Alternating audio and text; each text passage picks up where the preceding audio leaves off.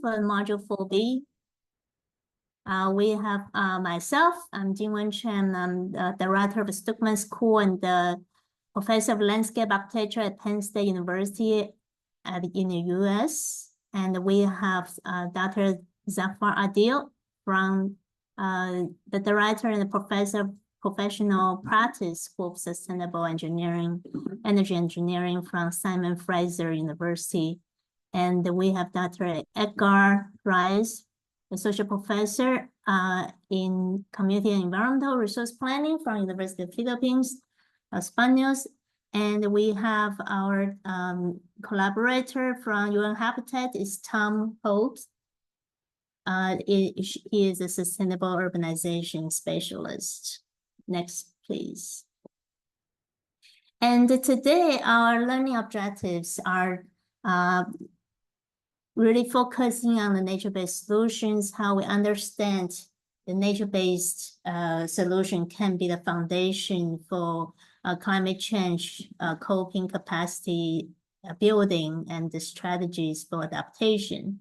And how can we explore the low carbon climate actions for long-term resilience, and how we examine those solutions to address community resilience. And we will, next, you will see our agenda today. We have a couple remarks, and then we will have case studies and lectures. And after break, we have one more lecture, and we have moderated discussions. So now we want to have a photo shoot. So you can stop sharing and please turn on your videos.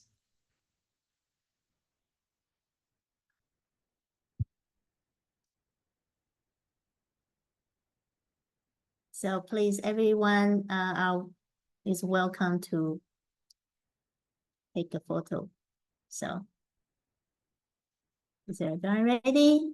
Okay, 3, 2, 1. Okay, any more people? Oh, we are 16. Oh, we have, sorry, one more just joining. Just wait a second, see if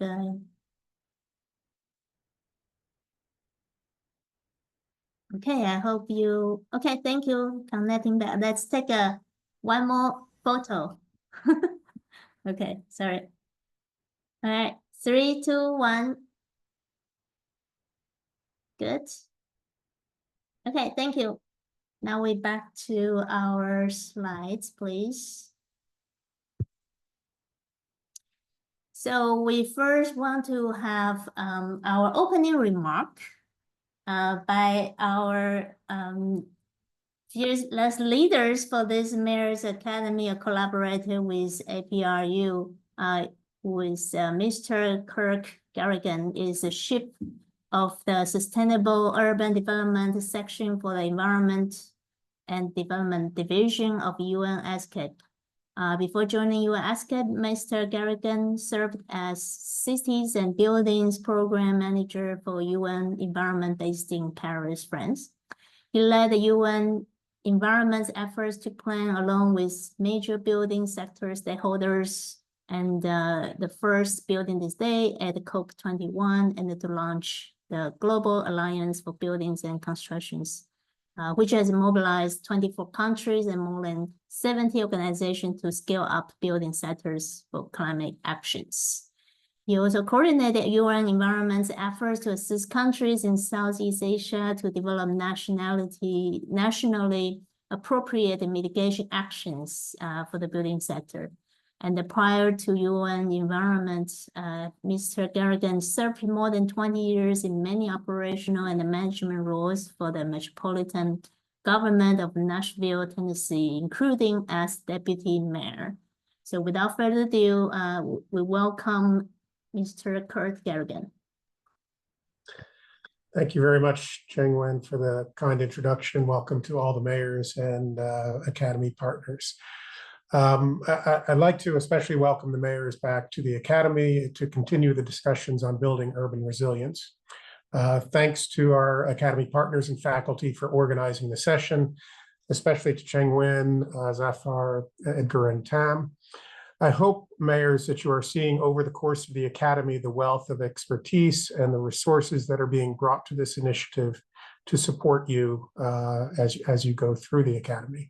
But as you know, the success of this program depends on your continued active engagement and sharing your experiences as well as your challenges with peers and the faculty members. As you all know, the issue of urban resilience is becoming more and more essential, as cities often see the most extreme effects of climate change and other shocks and stresses, whether they be environmental and natural disasters, economic, or more recently, the impacts of the pandemic. As these and other impacts have become more clear in recent years, one of the most important priorities for all entities, whether they be cities, national governments, private sector, or other institutions, has been to reduce risks overall.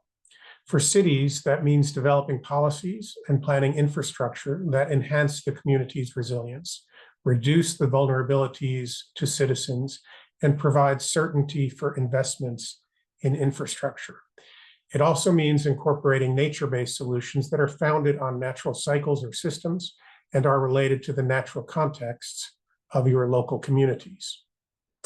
I would like to take this opportunity to remind you that one of the requirements of the Academy, in addition to joining the module sessions, is to develop a local initiative.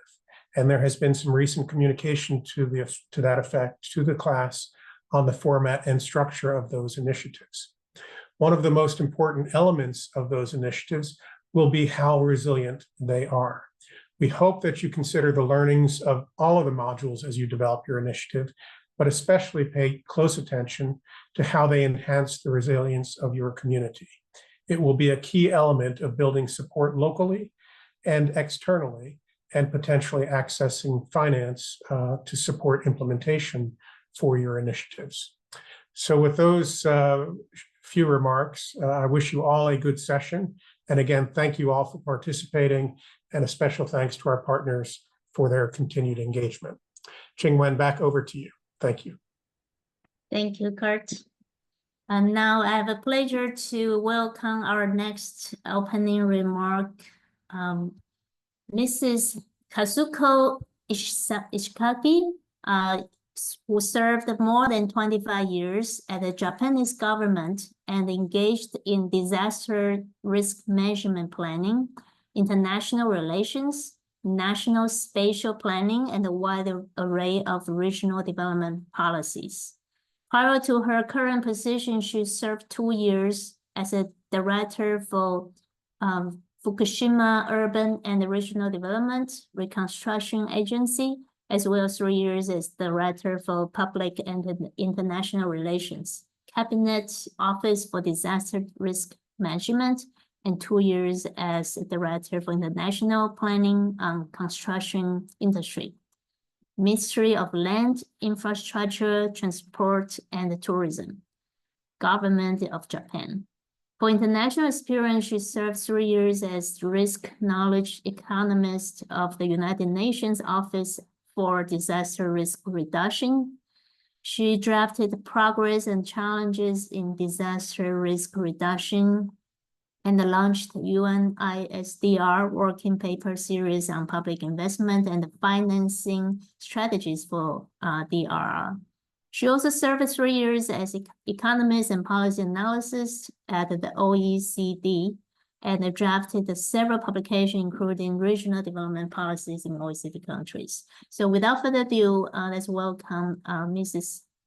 Kazuko Ishikaki. Thank you. Yes. Thank you very much, Chingen, for your very kind introduction. And thank you, Kat, for opening Module 4B this week and our close collaboration with ESCAP Sustainable Urban Development section over many, many years. And thank you again to Chingen, and along with Adele and Edgar and eminent professors from APRU for kindly welcoming me to share a short introduction. Distinguished mayors and partners, good morning from Fukuoka, Japan. My name is Kazuko Ishigaki, Regional Representative, UN Habitat Regional Office for Asia and the Pacific, and it's my great honor to join you here today. Actually, having very recently commenced duties earlier this month on July 1st, my colleagues from our Bangkok office have briefed me on the dedication you have demonstrated in your modules, and most importantly, to commitments you serve. As Chingen kindly introduced, previously serving the government of Japan over 25 years, resilience had been always one of the top priorities in Japan. Because Japan is a very disaster-prone country. And climate change increases the risk of hydrological disaster such as flood, high tide, and typhoon, exposing countless number of citizens to the threat. I can attest to the importance of ensuring both climate considerations and disaster risk reduction are integrated into infrastructure development projects to mitigate and, if possible, prevent disaster risks. From my own experience of reconstruction of fully devastated cities, I'm confident to say that disaster risk reduction through resilient urban development is less costly than reconstruction from long-term perspective. Later today in this module, I understand that you will have the opportunity to hear from colleagues from our UN Habitat Sri Lanka office, our work on sustainable building and construction in the housing industry, followed by our UN Habitat Nepal office, our program on green forms, both for sharing as case studies. Both cases are interesting because the projects mobilize cooperation from private sector and communities, thus trying to address climate consideration and disaster risk reduction through concerted and unified efforts. I hope both will be prime examples for you to reflect upon when you consider how to better integrate green building approaches to your own cities, along with the broader consideration of nature-based solutions to be discussed in this module. And thank you for everything you have already done for the cities you represent, and for this small opportunity to offer short introductory greetings with you today.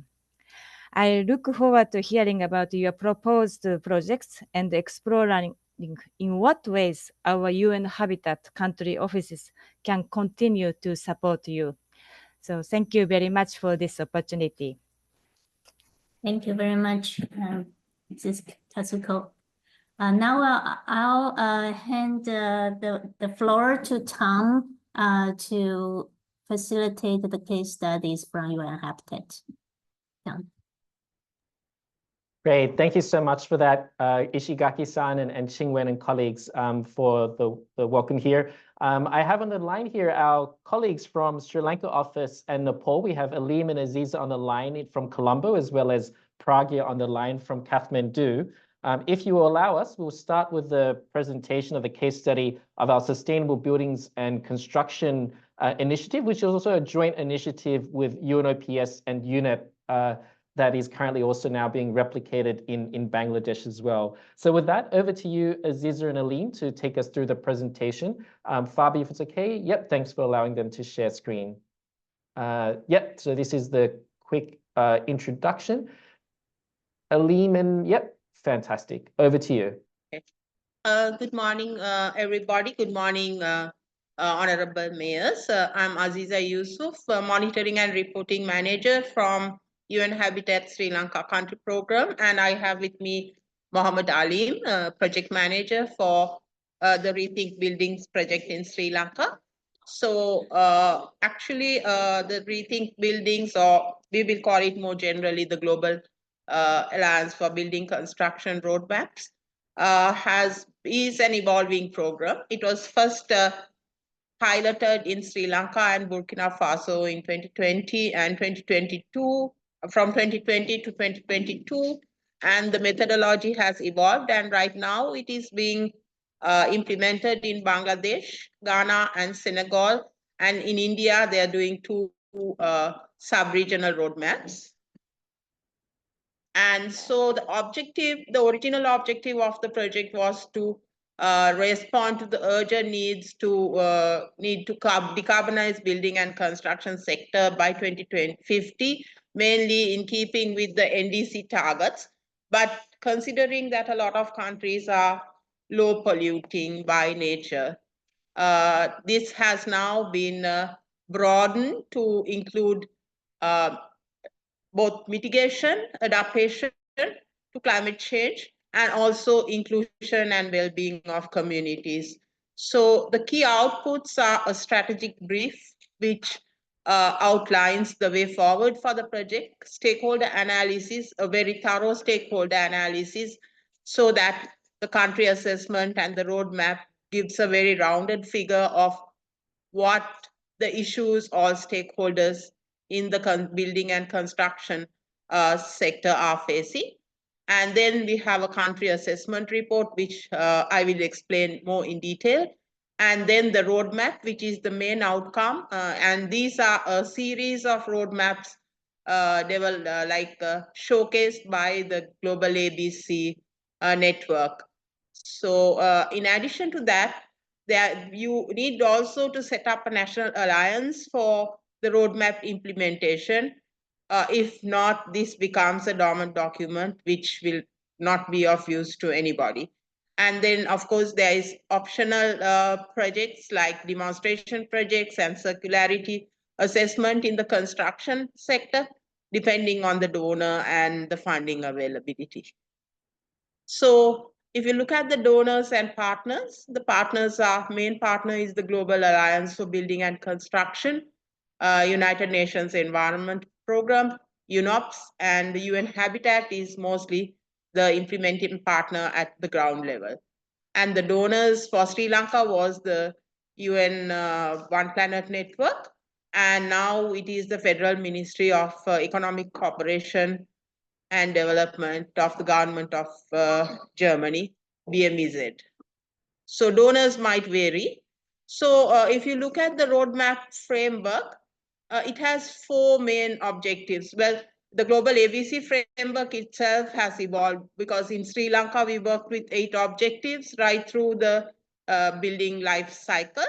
But here it has 4 objectives, which is 0 embodied carbon, so building low carbon, 0 operational carbon, ensuring that your buildings and cities and everything limit or reduce GHG emissions, then adaptation and resilience, and inclusion and well-being, which also includes the environment. So there are, again, the action areas are also evolving. So we have strategic priorities, which is basically the strategies of the country towards a more inclusive, low carbon and resilient development pathway. And then you have spatial and urban planning, which is the mega, the mega version of buildings and construction per se. Then existing buildings, which looks at building operations, systems, appliances, decommissioning, all your waste management and water, electricity, and also disposal of buildings. And then new buildings. How do you build passive buildings with low carbon materials? Then the construction supply chain per se, which needs to be green, because construction is one of the main emitters of GHGs. So there are 7 enabling domains, which includes the institutional framework, laws, regulations, policies, then institution processes, stakeholder engagement, financial resources and funding, and knowledge and capacities, and data management and monitoring. So all these 5 action areas are generally analyzed against the objectives and pertaining to these 7 enabling domains. So this is the stakeholder analysis, and this is one of the main tools, the stakeholder analysis tools, and this is from Bangladesh. So next slide, please. And then we have spiderweb diagrams for each action area based on the analysis that I explained against the objectives and also the enabling domains. And then we have the problem trees developed from based on the main objectives that the country needs to achieve, maybe through their strategic plans or otherwise through their NDCs. And what are the challenges in the physical environment, what are the challenges in the enabling environment, and also what are the opportunities that the roadmap can address. So the roadmap basically has a spreadsheet for identification and prioritization of actions, and a spreadsheet for responsibilities, timelines, and budgets for prioritized actions. So if you look at the challenges and opportunities of this project, not the project, the roadmap per se, it provides a real chance for ownership and leadership of the relevant ministry, or even sometimes subnational governments to achieve national goals or city goals for sustainable buildings, cities, and settlements. And also provides a comprehensive framework for coordination of sustainable building construction in the country, and entry points for climate financing, other resource mobilization initiatives. And this is replicable. It's replicable across countries, and it's also replicable at subnational level. For instance, India is doing 2 state-level roadmaps currently. So maybe even national, like municipalities, it should be possible to do the roadmap for your city. So the challenges, so especially when it comes to least developed countries and like developing countries, in-country capacities regarding, I think particularly regarding to emission scenarios might be a bit of a challenge. And so the other challenge is that tools are still being evolving. So we need a little bit of piloting.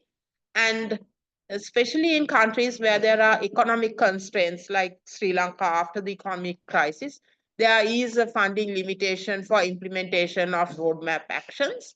And of course, you know, in a lot of countries, there are changes in political landscape, and with that comes the differing commitment for the implementation of the roadmap. And regarding project budgets, there are significant cost variations across different implementing countries. So, any questions? Thanks, Aziza. Opening floor to the distinguished honourable mayors, if you might have any questions for Aziza or Aleem here. Thanks.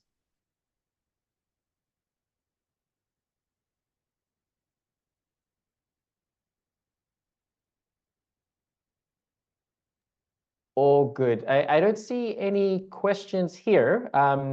Maybe if you would like later, you can feel free to put in the chat, and we can always get back to you. Unfortunately, Aleem and Aziza will need to join for another meeting. Oh, yes. Yep, Honourable Mayor Annie, over to you. Hi, Aziza. Hi. I would like to know on the tools that you mentioned just now, Yes. a baseline assessment. That baseline assessment, you are using actually spiderweb diagrams and also problem trees. What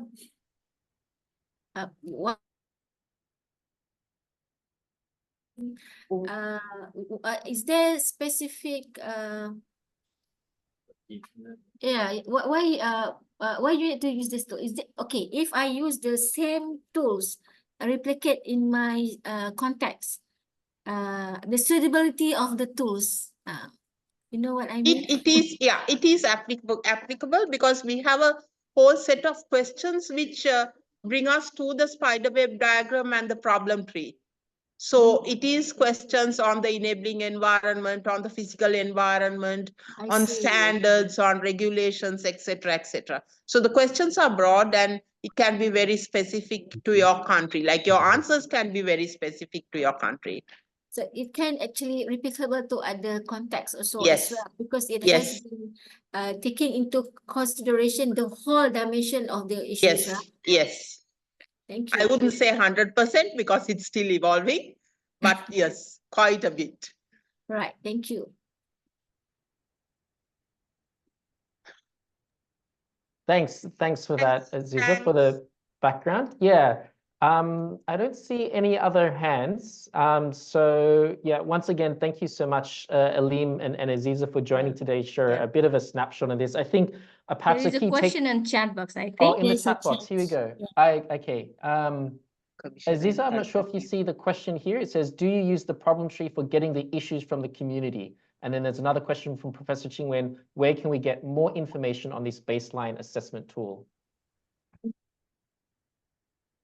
Baseline assessment tool. Maybe we could talk to UNOPS and UNEP later on and give you a link to this tool, right?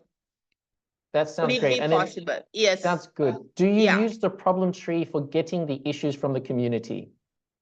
Actually, these are more like normative projects, but of course, if you work in municipalities, you could get a lot of the issues from the community because it can be at different levels. So at national level, it's more from the stakeholders like government, trade board, trade associations, academics and research institutions, etc., and also the private sector. But if you are working at municipality level, definitely you could have community consultations for the problem tree. Perfect. Thank you so much for the question, Honorable Mayor Bagat. Yeah. So yeah, I think. Yes, please go ahead. excuse us, please, now. Of course. But Indeed. if you have any questions, just collect them and send us in an email and we will try to answer. Fantastic. Thanks, Aleem. Yeah. Thanks, Aziza. Thanks for Thank making you. time today. Thank you. Bye. Thanks. So as you've heard from colleagues here, that there's many aspects that contribute towards looking at decarbonization, particularly of the construction sector. And it does require an end-to-end approach. The transportation as well as waste management as another aspect, and the built embodied carbon in the process. We're now going to hone in on a specific industry, particularly regarding housing construction.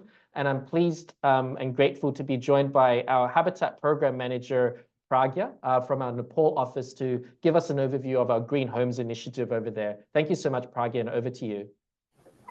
Thank you very much, Tam, and I hope I'm audible. Yes, you're audible. Fabia, if it's possible to share the slide deck from before. Oh, okay. Let me try to screen share, and if not possible, then I'll request you. I think we're okay. So if we go to the next slide, we can start there as well. Thanks, Fabia, and over to you, Pragya. Okay, so greetings from Kathmandu to all the honorable mayors, and thank you for providing us with an opportunity to my thanks to Mayors Academy to present Nepal's case study.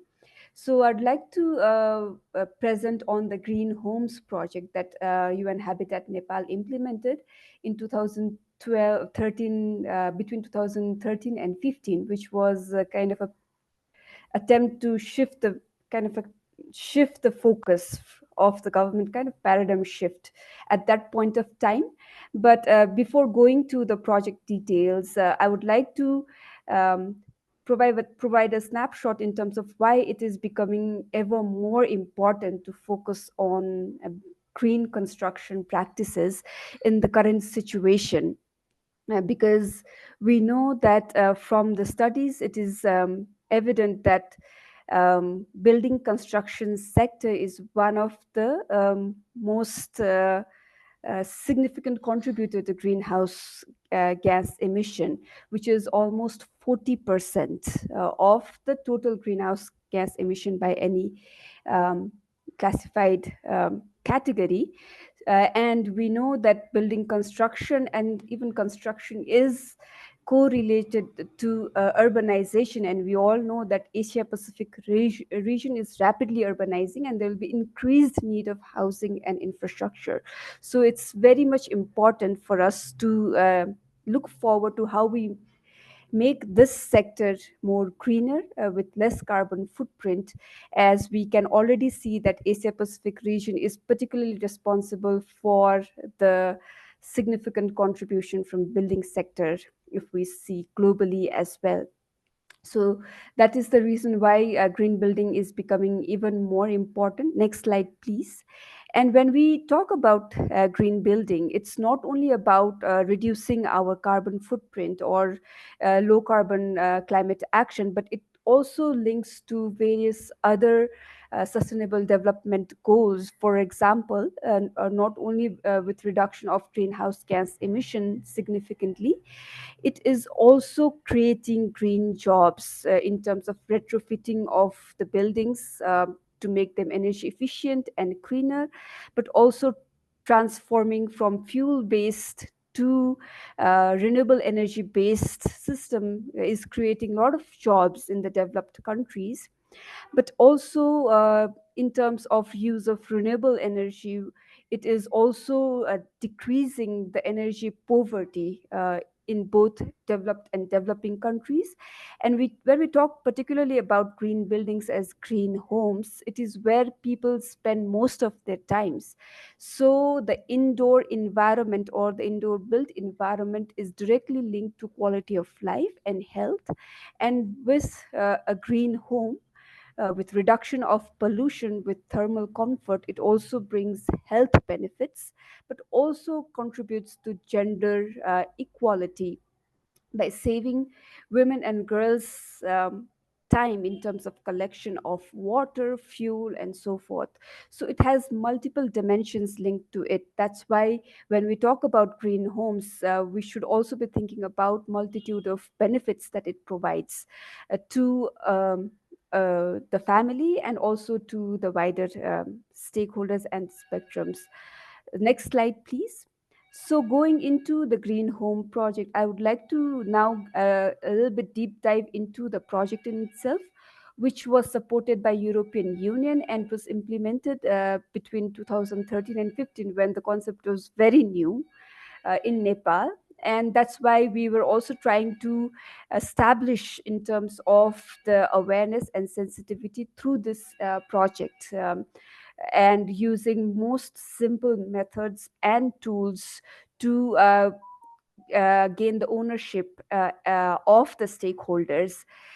So when we were working on Green Homes project, it was focused not only on the construction material and the envelope of the building, but it was also focused on energy and resource efficiency in terms of using solar energy, in terms of using water, in terms of collecting rainwater, so that there's less dependency on the regular sourced water, which is scarce in Nepal.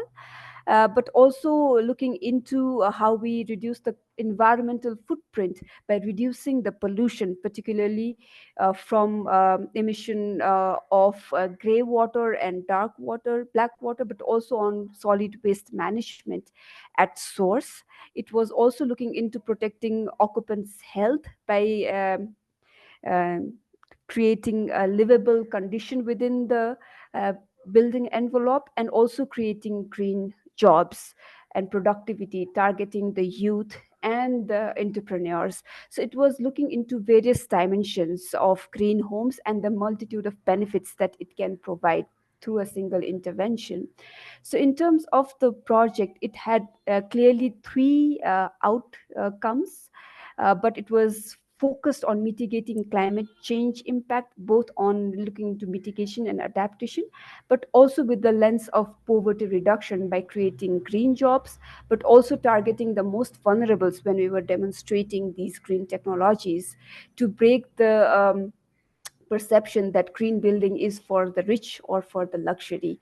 So in terms of the outcomes, the first outcome was to give that shift on the policy to develop enabling policies that promote green buildings. So it was more of working with public sectors and governments in developing green building guidelines and also supporting in developing green building codes, but also coupled with capacity building of the government officials and the municipal officials on green homes and its conceptualization and its implementation. The second outcome was working with the producers or the private sectors in helping them establish supply chains for sustainable building construction materials, particularly supporting the small and medium enterprises to introduce and to reintroduce actually indigenous technologies, materials that are greener, and also passive solar designs that are to the context of Nepal, and also giving trainings to the masons and the engineers and the designers to help them create scope within the green building sector. And the third component and the most important was the work with the municipalities and with them outreaching to the communities in generating awareness on the benefits of green buildings, but also building capacity of the municipalities to implementation of green building guidelines, to permits and codes, and also creating a kind of mass movement to create that demand from the community so that there is a service requirement and that creates jobs, but also links to implementation of the green building guidelines and codes and so forth. So it was a kind of knowledge generation, production, dissemination in mass scale to generate that public awareness. Next slide, please. So in terms of the learnings and the way forward, while Nepal is still evolving in terms of taking forward green building as mandatory requirement, while after completion of the project, the World Bank is taking up and building upon the green building guideline that we had produced through our project to update and finalize in the current context, and also to take a step forward in preparing the green building code. But we all know that the national determined commitments of the countries, particularly in terms of Nepal, promotes energy efficiency and green building construction practices. So it's also a mode of for the municipalities and the national governments to see how we can tap this climate financing through promoting green buildings. And also green building is an opportunity to break that, as I said earlier, biasness towards it, tagging it as luxury, but also taking forward green solutions targeting the most vulnerable from both mitigation adaptation perspective. For example, in Nepal, we promoted heat insulating paint for public schools where poor children from poor families studied, and improved cooking stoves for poor and vulnerable, which were green solutions. And also, we need to internalize green building at the local level through the municipal permit process, which means localization of the green building and building capacities of the municipal technicians, but also of the consumers and the producers, that is linking private sectors and communities and so forth. So it's still a lot of work to do, but we have seen a lot of appetite from both the national government, but also from some of the local governments in taking it forward. And some of the local governments are still continuing to integrate green building guidelines into their building bylaws and the permit process. So this is where I would like to stop my presentation and request if there are any questions that I can clarify and answer. Thank you very much. Very grateful, Pragya. And again, opening the floor for distinguished honorable mayors if you have questions for our colleague Pragya in Kathmandu. Perhaps any mayors from Nepal might like to share some of your perspectives as well.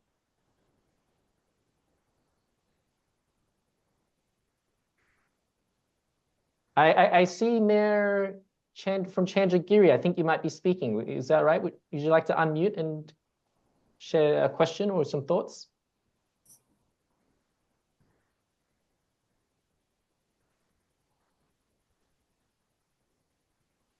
You might be on mute. Okay, I see some typing. Thank you. I would actually like to connect with UN Habitat. So I think certainly we will make sure that you can, we'll connect you with our colleague Pragya in Nepal. Chandragiri, I think you're unmuted now. So over to you, Mayor of Chandragiri. Yeah, thank you, Program Man. The Program Man is guiding us for the UN Habitat, from UN Habitat to going to our voluntary local review. So it's all the discussion and all the project is going on our municipality through the UN Habitat, and Program Man is guiding us. And after the some days later, our DLR project is completed in the UN Habitat. So thank you so much, and for our Program. Thank you. Thank you so much, Kancham sir, for your continued support and guidance to us throughout the process. Yeah, the BLR project guiding from you, and it's the very important for us because our municipality is introducing in the world in UN Habitat through the UN Habitat. So ASEAN and Academic Mayor Forum also are going to in this project. So it's so happy for in our municipality. Thank you so much. Well, if I may ask, since this Nepal study, and I'm also particularly intrigued because I just recently visited Kathmandu in June. So I'm curious, the mayor, Jury, would you mind sharing what's the challenges you are facing now in Nepal to implement such case study?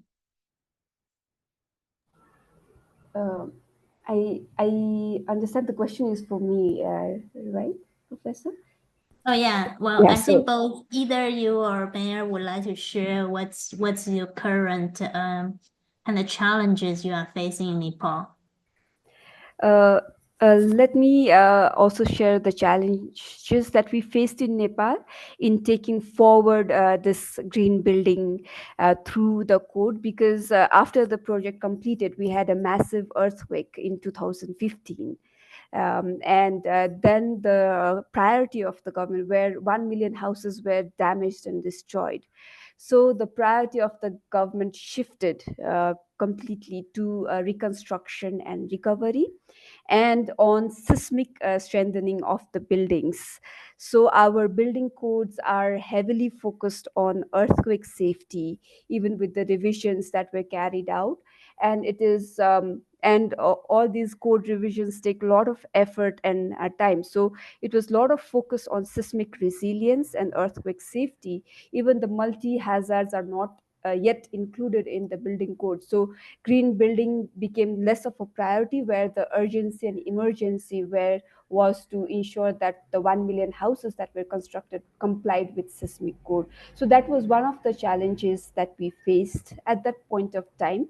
But now we see slowly now the interest of the local, because we completed the reconstruction of the housing reconstruction in Nepal. Now the interest and the appetite of the government is slowly increasing, and the national government with World Bank is now building on what we had done in 2015 to prepare the updated green building guideline, and the plan is to then take it forward to green building code. But in terms of implementation, the challenge is also at the local level, because in local level we have limited technical resources in terms of implementation of building code. Producing a green building code or internalizing green building code requires a lot of capacity building at the local level of the municipal engineers to implement and to monitor its implementation through the building permit system. So these are the challenges that we have faced, where upscaling needs a lot of not only code but also a lot of support at the local level in its piloting and then implementation. Thank you. I think there I'm Yeah, there worried are some about our- chats, some questions and chats, I think. Yeah, I just want to share that I agree that the earthquake asymmetric building code is critical. And that you can maybe learn from Taiwan and Japan. We have kind of very stringent and it kind of, of course, after disasters, we always learn and, try to make a better, how can we rebuild better? I think that's part of the resilience. So I think I'm sure many places we can learn from, and I think again, Taiwan and Japan now, I think we have pretty good building codes. And we hope that can be shared if needed. So thank you very much for Tom. Thank you for hosting. Thanks, Chinwen. I think I just noted the Honorable Mayor from Ishma Rural Municipality in Nepal also just had an intervention here. So just Pragya, for your background, the mayor was just highlighting around some forest fires that had come through the rural municipality and had devastated their households. So maybe just if you wouldn't mind, before you leave, just some perspectives you might have around addressing the resilience perspectives and safeguarding against these types of hazards in the community, maybe how that might have been integrated into the project process. Happy to assist, if not, but over to you, Pragya, if that's okay. Honorable Mayor from Ishma Rural Municipality. Yes, in Nepal, the forest fire, the incidence of forest fire is increasing on a yearly basis. And and I also see the point raised by Bhagat sir that it is also now intersecting with human settlements, not only limited to forests, but also causing a lot of pollutions in Nepal. One of the major reason of pollution, but also causing destruction of housings. So, I mean, there is this National Disaster Risk Management Authority. Now the authority is looking into the forest fire more sensitively and more seriously because of its emerging and evolving consequences. And the authority would be, I think, the right place in terms of guiding, in terms of way forward. But what, from my perspective, because it's more of multi-hazard resilience that we need to think about when the municipality provides permits to the buildings, and also in terms of the materials used. So while our codes are now being needing revision in terms of multi-hazards, even at the local level, the municipalities can already take forward the concept of multi-hazard resilience in buildings, and to see how we can introduce materials that are somewhat resistant to fire, but also in terms of locations of the buildings, in terms of its proximity to the forest, but also to even if in proximity, how we can safeguard. So there's a lot of technical support that would be required at the municipal level to see the wider approaches in terms of protecting existing building structure, but also in terms of new construction, because of the seriousness of this issue that is increasing on a yearly basis. Thanks for that, Pragya. I'm sure we'll have lots of opportunities to discuss throughout the module today in the discussion sessions. Just a final note to say, really great to hear the great interest around the VLRs and the progress in Chandragiri, which we also acknowledge is a good collaboration with ESCAP colleagues as part of a global program there on VLRs in Nepal, as well as Philippines and Thailand. With that, thank you so much, Pragya, for making time today, and Honorable Mayors for allowing us the opportunity to share some case studies. And if that's that, back to you, Ching-Wen, and Professor Adil and Edgar for the remainder of the session. Over to you. And thank you again for sharing with us great case studies. Now the floor is to Dr. Adil. Yeah, thank you, Ching-Wen, and thank you, Pragya, for very interesting presentation. I think it nicely sets up the stage for what I'm going to talk about. Because I think so far in Module 4A, 2 weeks ago, And even today, most of our discussion has been on purely on building resilience. And I would like to introduce a new concept that sort of cuts across resilience and connects to climate change mitigation and adaptation. So if we can go to the next slide, please. So the idea is, how do we take these actions so that the carbon emissions are minimal and at the same time achieving resilient cities? So it's a little bit more, how should I say, advanced concept on the notion of resilience. If you go to the next slide, please. So what I will start with is defining what this low carbon resilience is as a concept. This is something that we at Simon Fraser University have been working for, I would say, about 10 years now. So there's a well-defined model, and there's a process for how that model is applied to the urban settings. And we will also talk about how this low carbon resilience interfaces with ecosystem services.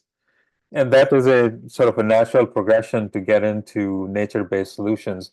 Now, later on after the break, Edgar is going to talk about in great detail in how nature-based solutions work. But here I'll just briefly use Vancouver, the city where I live in, as an example to see how nature-based solutions can be applied to achieve low carbon resilience. And then I'll use all of that conversation to focus on municipal governments and what are the different approaches, actors, and challenges that are encountered, and what are some of the co-benefits that we should be aware of, because you have to argue that this is something meaningful. And I'll leave off with some observation and some discussion points. So let's dive in with the next slide into the low carbon resilience. Next one, please. So the idea of low carbon resilience is that these are essentially climate change strategies, which on the one side integrate and achieve co-benefits between greenhouse gas emission reductions.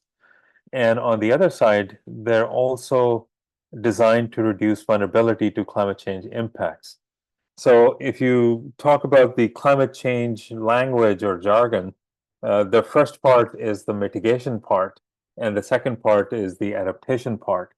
And the idea is, how do you design urban initiatives which are addressing both at the same time? Next slide, please. So here's a conceptual way of looking at it, and then I'll describe how this process practically unfolds. So if you look at the horizontal axis from left to right, you have high emissions on the left-hand side and low emissions on the right-hand side. Okay. And similarly, if you look at the vertical axis, you have high vulnerability on the bottom and low vulnerability and improvements in resilience towards the top. So where we are typically is in the left-hand, top left-hand quadrant, where we're at the bottom left-hand quadrant, where in a lot of cases there is no specific planning to address climate change, and that means we might see rapid deforestation or very accelerated urban sprawl, and we know that those conditions are unsustainable. So as we start to increase our adaptation and get better prepared, you can jump upwards to the quadrant on the left-hand side, where now you are seeing adaptive emissions. So you are doing things like, oh, we're going to put air conditioning to cope with higher temperatures, or we're going to build higher seawalls to cope with sea level rise. So you are just addressing the adaptation problems, but you're not really considering what consequence those actions will have. Or you can go in the other direction and the bottom right-hand side quadrant, where you're saying we're going to just focus on mitigation, and our planning will just address that. So you can say we're going to build a large-scale hydropower dam, or we're going to switch to biofuels, and that will take care of reducing our emissions. So yes, you've reduced the emissions, but you're at the end of the day, you're still not increasing resilience, or you're not reducing vulnerability. So where we want to be is in the upper right-hand quadrant, which is what we call the low carbon resilience. So this is where the emissions are low and also the vulnerability is low at the same time.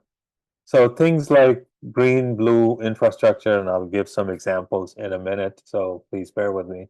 Or there are buildings which have zero emissions. And as we know, globally, about a third of the greenhouse gas emissions are related to buildings. So anytime you can reduce those emissions, you're getting lots of benefits, and you're also increasing resilience. So this top right-hand side quadrant with low vulnerability and low emissions is what our objective is. And this is at the heart of low carbon resilience. So how do we operationalize this? If we can go to the next slide.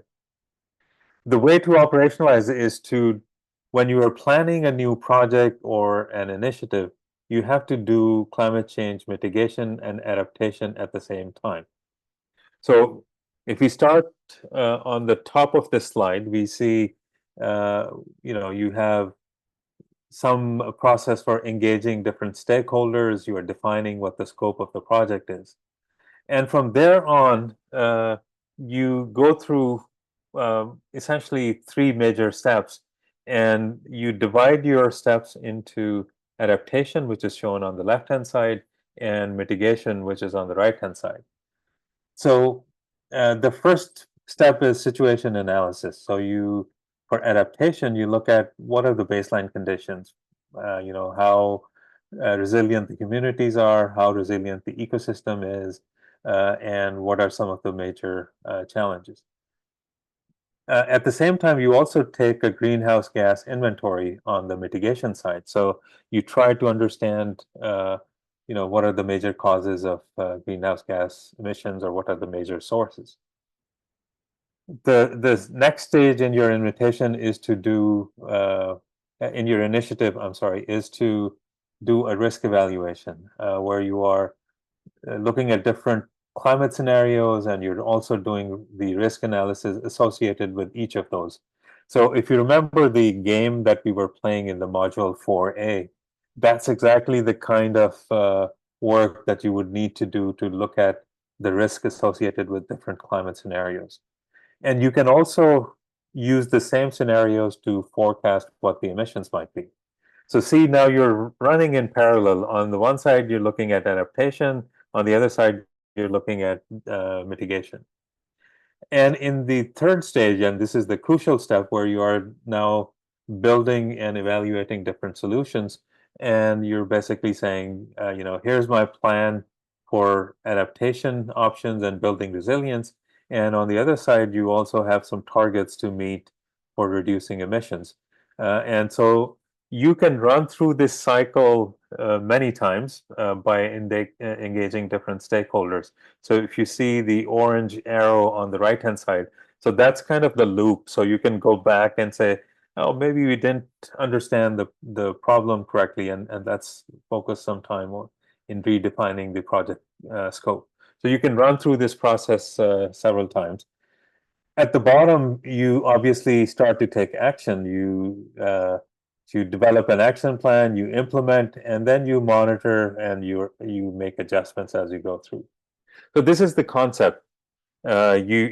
You don't just look at adaptation, and you don't just look at mitigation, but you do those analyses side by side. So what are the benefits of doing this? Next one, please. So applying this low carbon resilience lens means the resources within your government are going to be much more streamlined, and you will also use your capacity to the maximum effect. The second major benefit is that climate actions are now embedded within your comprehensive policy, and they're also going to help alignment of different departments within the municipal government.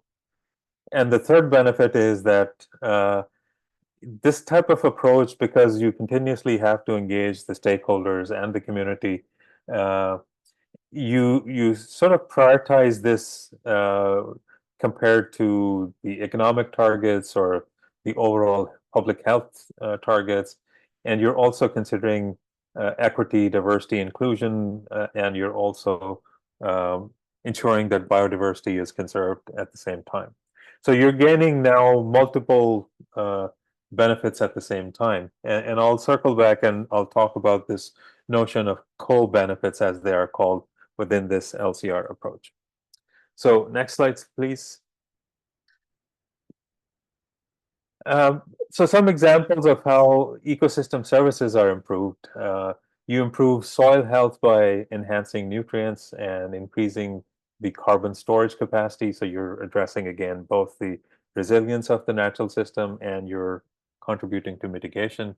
You can cope with extreme heat. So you can create cooler cities through green spaces and green infrastructure. And again, I'll use some examples from Vancouver to describe what I mean by that.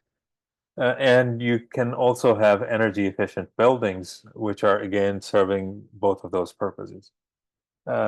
You can also do stormwater and flood management in a much better way. And you're using ecosystem-based solutions that allow the floodwaters or flash flooding to be slowed down, and the excess water can be sunk into the aquifers in a much better way. And finally, you're also protecting wildlife habitats, so your ecosystem health is going to improve. Here's an example, if you go to the next image, of a town in or a location in Copenhagen.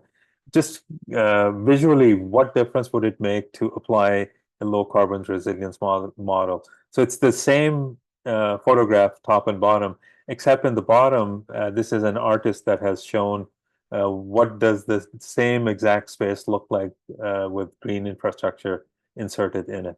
And you can see that very different appearance and much more friendly to people, much more friendly to environment in the second image.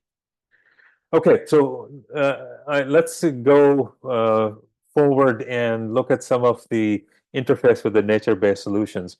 And again, as I mentioned before, Edgar is going to take us much deeper into the nature-based solution.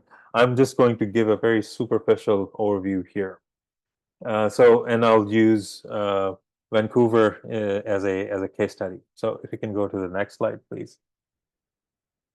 So nature-based solutions are essentially utilizing the ecosystem, and they're implemented at the watershed scale.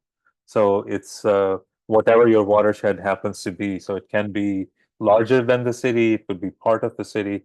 It really depends on your own geography. And you also incorporate natural asset management. That means you're valuing your assets in a way so that you're able to protect, restore, and expand the ecosystem services. And then in order to do that, again, as I mentioned before, you use blue-green infrastructure as an approach. And I'll show you some examples. So next slide, please.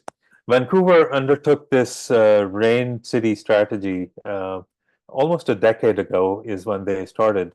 And some of the objectives they defined was to remove pollutants from water and air, reduce the volume of rainwater that enters into the pipe system, so having it more naturally seep into the aquifer.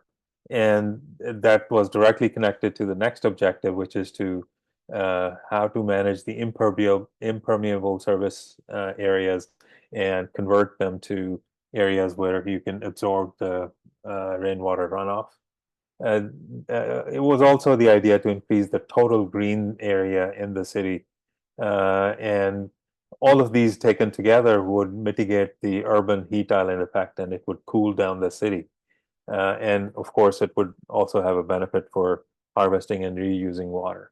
So here's some examples. I'll just quickly flash through the slides. So green roofs are a great way to lower the temperature within buildings, and it can also serve as a reservoir for stormwater. Wetlands is another way of improving water quality and at the same time slowing down any flooding. Next one, please. Rain gardens, they just look like a patch of plants, but they are engineered structures with gravel and geofiber at the bottom. And again, the idea is that instead of rainwater going into a storm sewer system, it actually goes directly into the aquifer through these kind of systems. Next one, please. Permeable pavement has the same idea, except that now you have a road surface that looks like any other street, but you have built-in permeability that the road surface also becomes a recharging component of your overall system. Next one, please.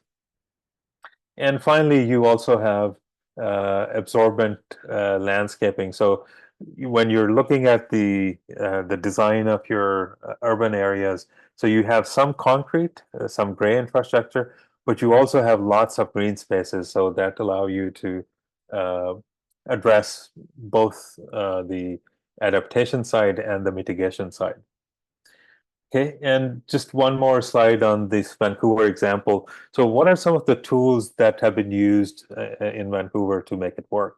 So there's been quite a bit of effort in creating new regulations, advocating people to understand, and also bringing in new investments from different sources to undertake all of these projects. There have been specific action plans that look at streets and public places, building and other sites, and finally on parks and beaches and how they can be part of the overall solution. So that's kind of an overview, and I use the example of Vancouver. I don't think we're particularly advanced, but we are learning from others, and we're trying to adapt them here. Okay, so let me now go to the last segment, which is to talk about what are the low carbon resilience opportunities for municipal government. So I'm trying to bring this whole concept in how it might apply to your cities. So next one, please. So there's 4 broad areas where you can consider, and I'll go through them quickly. We can circle back and ask questions if you have any. So the first one is in terms of your overall corporate strategic planning, you have to build a business case for climate action, and you have to involve a whole lot of players, your primary city manager, your council, your engineering departments, operations, planning, finance, communications. Everyone has to be brought in to build this strategic planning process. The challenge is that when you're doing this, it increases the burden on people within the municipalities, and sometimes it's difficult to create a very effective coordination across departments because they've never done it before, and so you want to help them move along. The second major area is land use planning, and here you can identify different co-benefits, and I'll show you some examples in a minute. And again, here you have a wide range of departments: planning, parks, environment, transportation, infrastructure, communications, agriculture, etc.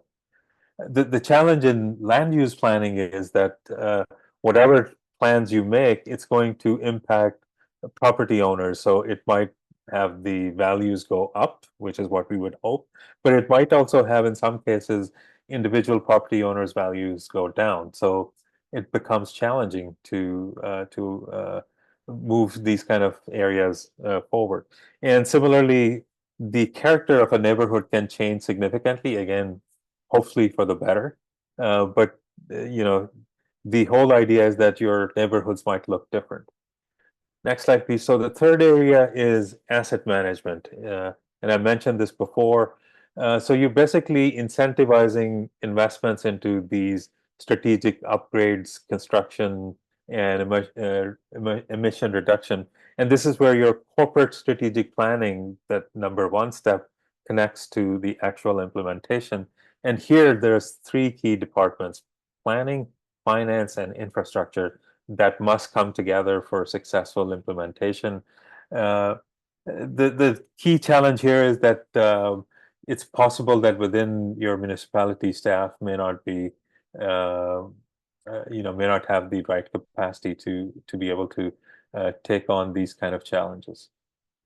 And finally, there's some other key areas, water planning and management, urban forestry, green economic development, which would require,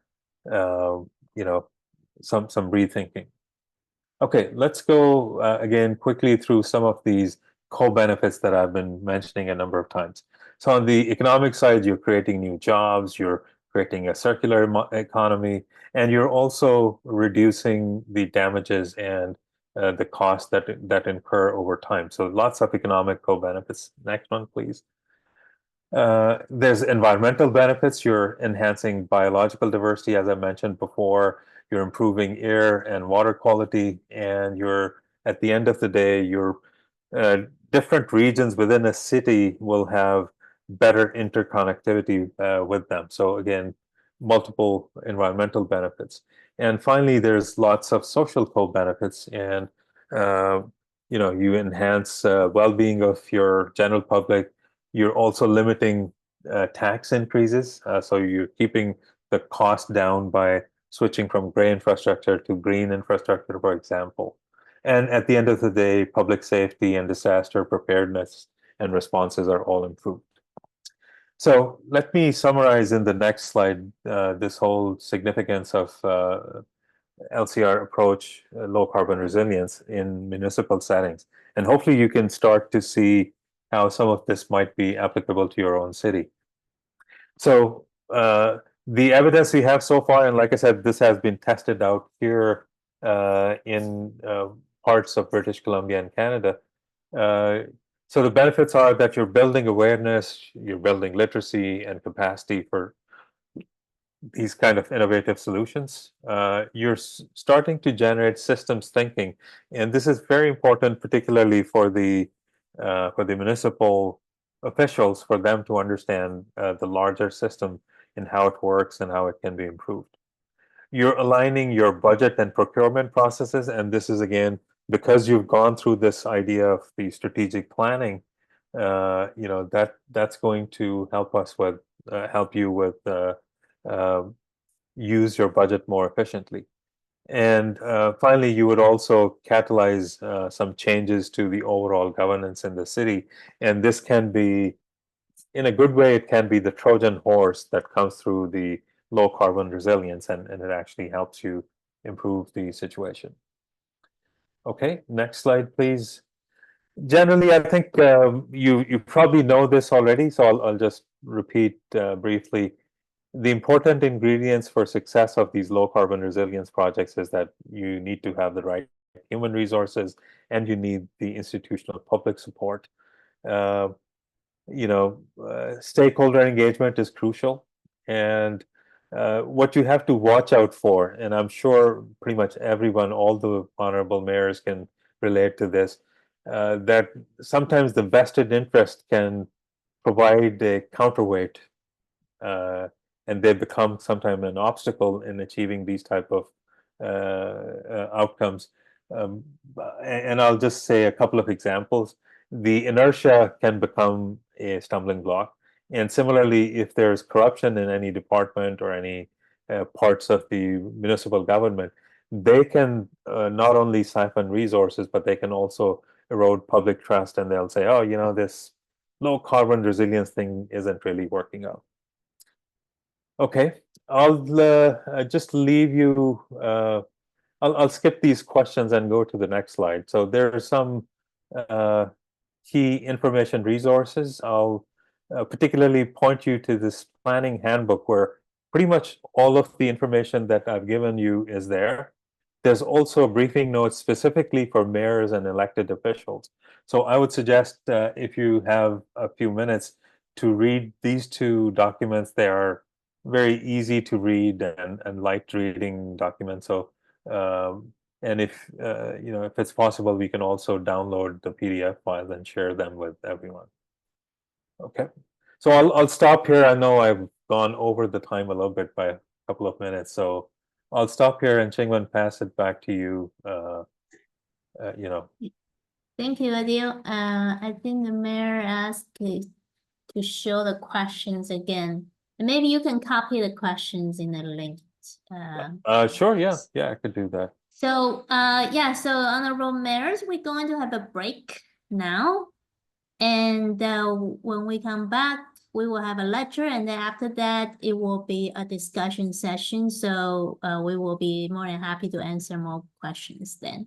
So now we will have a break until 12:30. Fabia, can you show the slides of break? Thanks. So.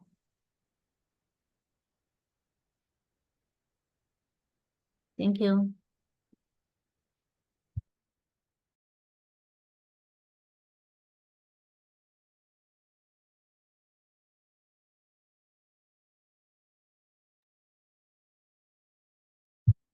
Hello, welcome back.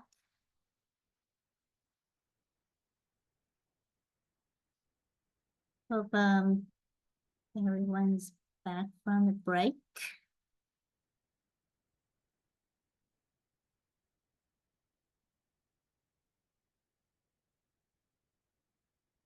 Can the mayors turn on your video if possible, just so we can see if you are able to join now. And we will continue our session, the second half. Again, we will have a lecture by our instructor Edgar Reyes from University of Philippines. Okay, Edgar, the floor is yours. You can have so introduction to begin. Thank you. Okay, thank you, Chingwen. I hope I am audible to everyone. Yes, you could. Okay. Yes. Okay. So may we have the next slide, please?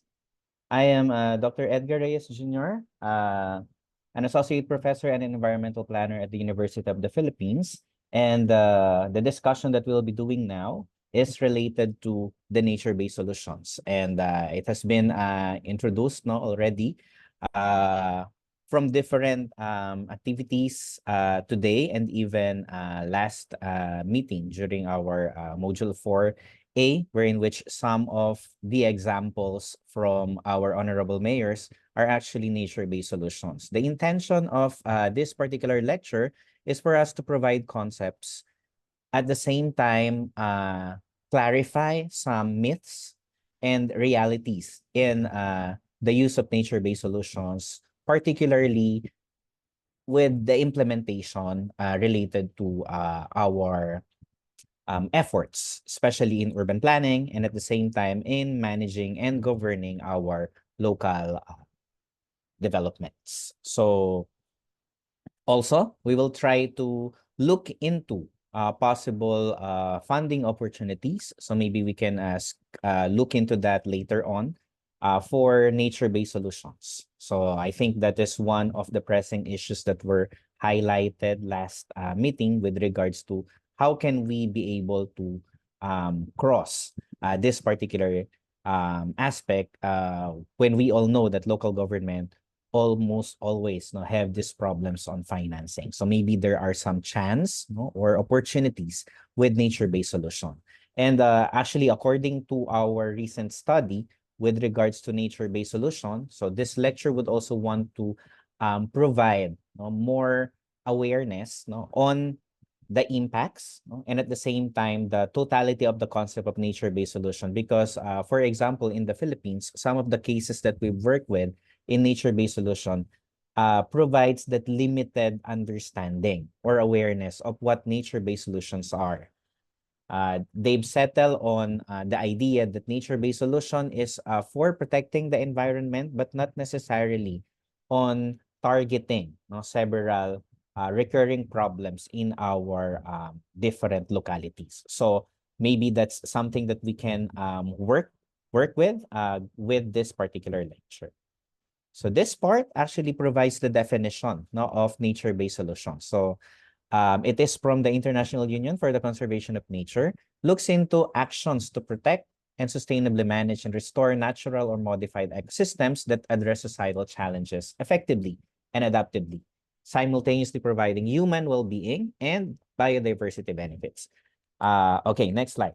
Actually, Dr. Adil provided a good case already, and maybe we can take from there.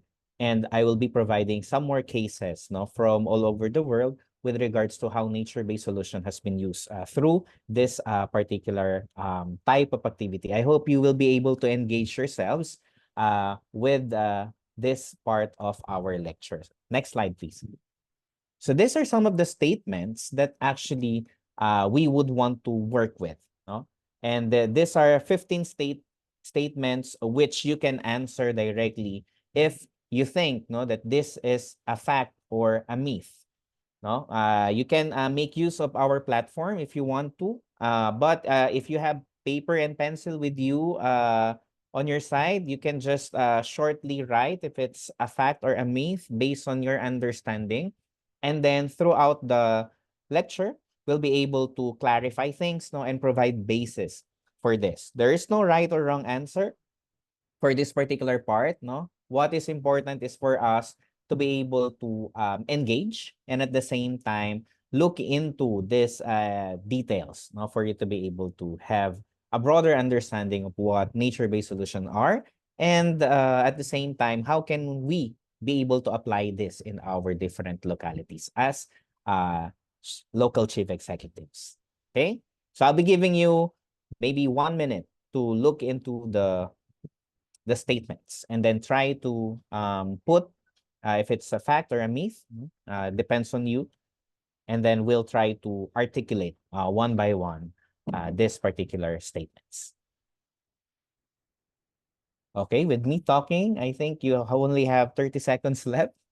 Don't worry if you won't be able to finish. It's fine. We will be tackling this one by one anyway.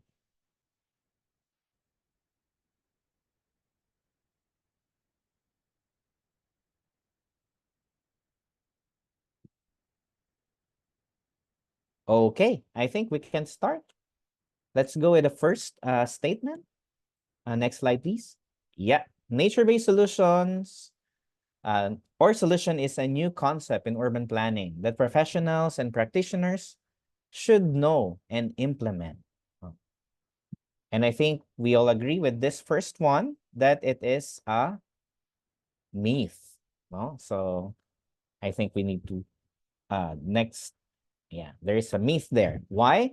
The concept of nature-based solution actually emerged 2 decades ago already. So it has been there for quite some time. And even before, the term wasn't nature-based solution itself, but the concept is there already. It has been termed as ecosystem-based adaptation, or different or manifold solutions that is in line with our ecosystem restoration. So it has been there. It has been long discussed and used as a strategy for different localities abroad, and Western or even at the local context. So this one is actually a myth. And if we talk about nature-based solutions, two very important aspect from the term itself. Nature, we mean our ecosystem. We're making use of our existing ecosystem as the solution to the different problems that we have. So we look into protecting, conserving, and managing our ecosystem, while at the same time targeting societal issues or problems. So if we want to look into poverty, if we want to look into flooding, if we want to look into all other facets of societal problem, then there could be a way that nature can help in solving this particular problem. If those factors are present, then you are working with nature and then you are looking into a nature-based solution. Okay, next slide, please. Let's go to the next one. NBS are strategies designed to address human well-being and biodiversity concerns. And this is a fact. Okay, so if you are going to look into this illustration here, you would see that the local government, or your society looks into several challenges. And the several challenges relates to, again, if it's pertaining to human well-being, then you can look into health, you can look into education, you can look into livelihood, so all those concerns. But at the same time, nature-based solution provides biodiversity benefits, such as protecting our environment, our local resources. And if these two are targeted, then you are looking into a nature-based solution. So later on, we'll be providing more examples on this. I think Dr. Adil was able to present some key differences in urban setting when you look into a really concrete urban environment and those with integrated nature-based solutions, such as urban gardens, such as those strips of street with lined trees. So those are aspects that can be considered as nature-based solutions so long as it is well-defined in the integration for the design of your urban environment. If it is well-defined there that it is for example, for climate cooling, in the urban area, then it is providing help as a nature-based solution. So these examples here are actually coming from Poland. One example in Poland, and one example on the right part is in the Netherlands, where they put a pocket park wherein which it is at the same time used as a flood control system. Okay, next slide, please. Let's go to the third one. NBS is for small-scale efforts to solving both community and local ecosystem problems. Is it for small-scale efforts? I think we all agree that it is not. So it is a myth, actually. So these two photos are actually representing both small-scale effort and large-scale one. The one at the right-hand corner is actually a transformed urban pocket park in Korea. So if you happen to hear of a freeway in Korea that were transformed back into a river eco park, this is that example. And then the other one on the left-hand corner is actually a river basin management plan integrating ecosystem-based adaptation, specifically in terms of flood control and management. And if you are keen on looking into a bigger perspective, you can look into the low carbon resiliency planning as an aspect to make it large scale. So it can be both small scale and large scale when it comes to nature-based solution. Okay, next slide, please. Okay, here, NBS and ecosystem restoration are similar concepts in urban planning. Earlier on, we defined that NBS can provide concept or aspect related to ecosystem restoration. But the question is NBS and ecosystem restoration one and the same? So that is a usual misconception that people would tend to look into, and this is one of the reasons why, for example, in the cases that we've handled, when we're asking if NBS is really appreciated as a concept or strategy for development, then they have this misconception because they were thinking that NBS is equal to or the same as ecosystem restoration. So the answer here is actually a myth.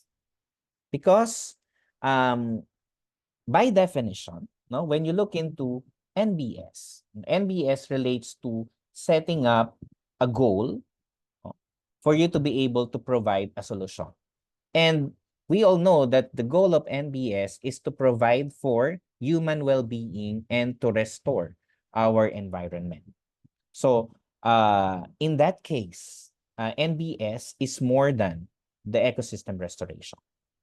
And if people will realize, especially our chief executive will realize all these aspects that is related to NBS, then the more awareness created, then the more implementation it can have within our locality. So these are different examples of nature-based solutions from different scales. One can be at the household or private firm level by treating the wastewater. So that is a small scale level. And then the other two are actually in terms of large scale implementation of mangrove restoration. That is for managing flood and at the same time managing the wave action, especially with regards to climate change and climate variability. So if you remember during our meeting in the module 4A, in the game, no, there are a lot of interventions that is actually nature-based when it comes to solutions. Okay, next slide, please. So we are on the 5th. We will be talking 15. So let's try to look into that. NBS are alternative and complementary ingredients to traditional technical solutions to societal issues. So again, we were able to define that NBS relates to both providing for the human well-being and at the same time the environmental considerations. Are they alternative and complementary? That is true. So I think it's a fact. So alternative means that it is another option that you can look into. So if there is another option, then the usual traditional option for us to solve traditional societal problems would be, for example, gray infrastructures when we talk about flood control and flood mitigation. It is alternative because you can make use of nature-based solution to provide for that particular problem. And it is complementary at the same time because it can be integrated in your gray infrastructure. So there is no need for you to worry if you're choosing which one to make use of because it can be a complementary action. And that is proven to provide more help when it comes to solutioning particular problem. So say, for example, we have some experience here in the Philippines in terms of wave action when it comes to storms. No?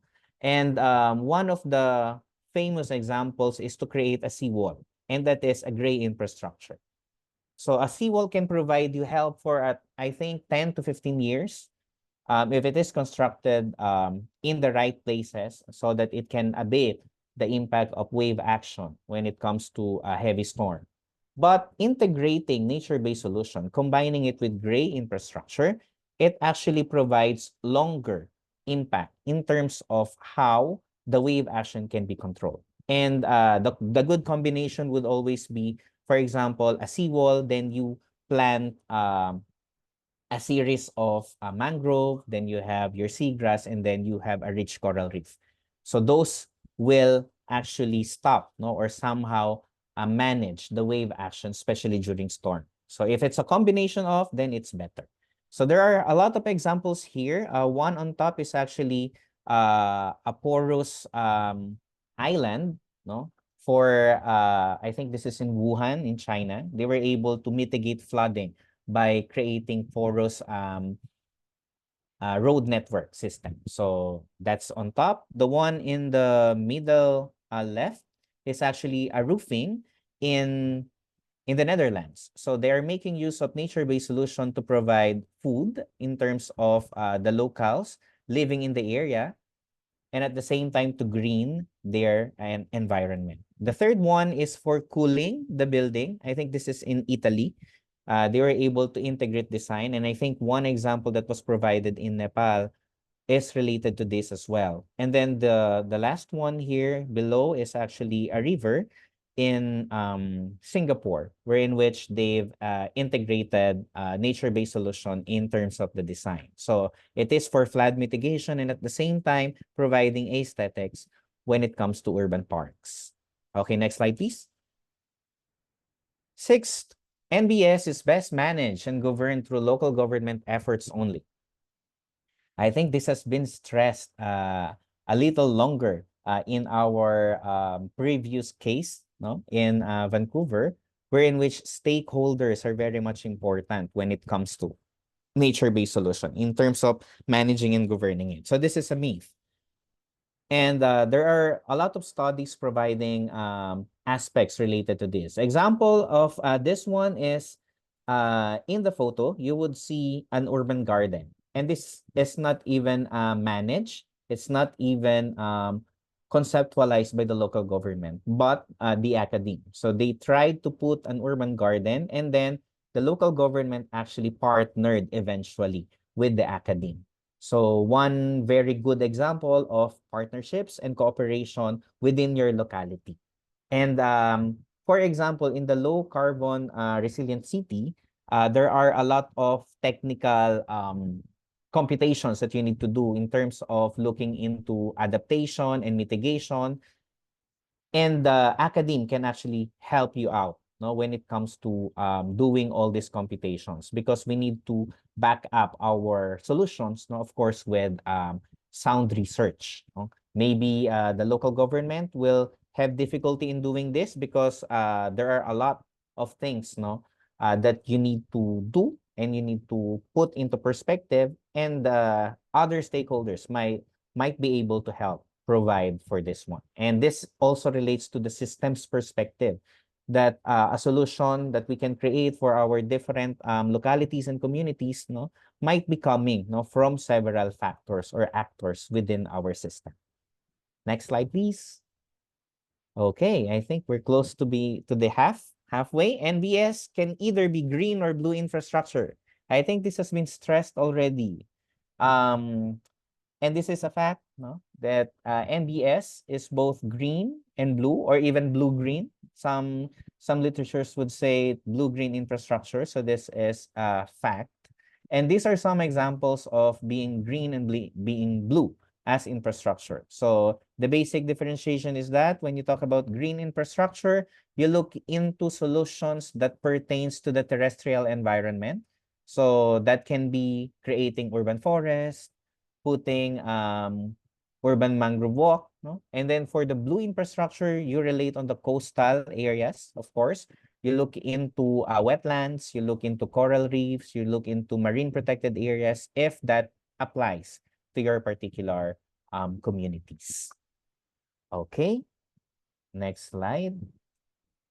These are other examples that you can make use of. I hope some are actually applicable in your different localities. Maybe a wetland, an urban wetland, urban garden would be a good example in your different locality, and how you're making use of this particular areas, like for example, rivers and floodplain, to manage flood, of course, and at the same time as a way or a means to clean the water that we are using within our communities, and even for food security. So those are the manifold impacts of nature-based solutions as employed in your different locality. Next slide, please. NBS are hard to maintain and monitor. Is it? And one would think at first it is fact, no? But essentially it is not, no? Why? For the very reason, it's a myth. For the very basic reason that when you work with nature, nature will do its normal process. So that's the ideal case. So if it is actually along the process of nature, then there's no need for you to maintain or even monitor. If it is a combined effort, like for example, this one in the middle, that is actually beekeeping as an activity or as a nature-based solution to provide for food and at the same time livelihood to the community, then there is little monitoring needed. And does it require expertise for that? Not necessarily. No? At first, maybe on the setting up, but the continuity will be with consequent training and at the same time with multi-stakeholder participation, then it would be easier for you to be able to monitor and then eventually maintain. Okay? And all other aspects, no, can be easily maintained. Next slide, please. Okay. I think I've answered some of the questions already here. So NBS requires experts for consequent management and operation. And this is a myth. No? Primarily because consequent management relies on multi-stakeholder participation. So that's one. It needs no expertise. Maybe in the construction phase, maybe in the technicalities. For the point of view of starting it, yes, it might require some experts' opinion or some studies. But in terms of consequent management and operation, it relies on good capacitation and at the same time, commitment of the local government for one, or all other stakeholders within your society. Okay, next slide, please. Number 10, local application of nature-based solution is limited, if not impossible, to maintain. So this is one repository. This is a myth as well. This is one repository, for example, in the Philippines, of all the water quality management termed as nature-based solutions. So it is not that difficult to do. If you have in your locality some efforts to do this, you might it might be helpful for you later on. For example, in the different financing mechanisms, because some organizations look for this particular categories. If you have a good repository of several projects that you can merge into one, then it would be an opportunity for you to actually highlight and provide basis for more funding when it comes to nature-based solutions. So it is not that hard to actually maintain. And local governments, of course, you have a repository of several projects that you have. All you need to do is identify if these are nature-based solutions. Next slide, please. Okay, NBS are targeted to addressing only one problem at a time. And as you can see in this particular framework, you would notice that there are not just one goal for nature-based solution. For the definition itself, human well-being and nature restoration or ecosystem restoration. So those are two problems already solved. And if you're going to look into the nitty-gritty or the details of things, you would notice that there are a lot of low-hanging fruits that is provided with nature-based solutions. So this is a myth. Okay, and you would notice that there are still a lot of impacts that nature-based solutions can actually provide. It is a matter of understanding, providing context, and it is also important when it comes to asking for financing or funding opportunities.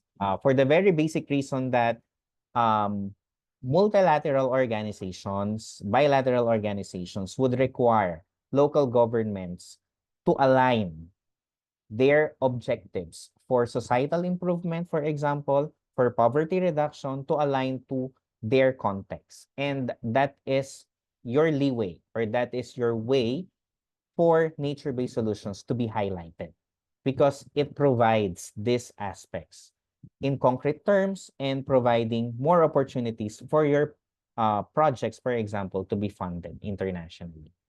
Next slide, please. NBS is used for climate and disaster mitigation, a definite fact, no? And as part of our module, we actually encourage or look into different projects that actually targets climate and disaster mitigation. So very prominent would be flooding. No, I've heard or I've seen in the chat fire incidences, I think, in Nepal. So increasing problem. This might be related to changing climatic condition as well. So that can be provided help with a nature-based solution for one.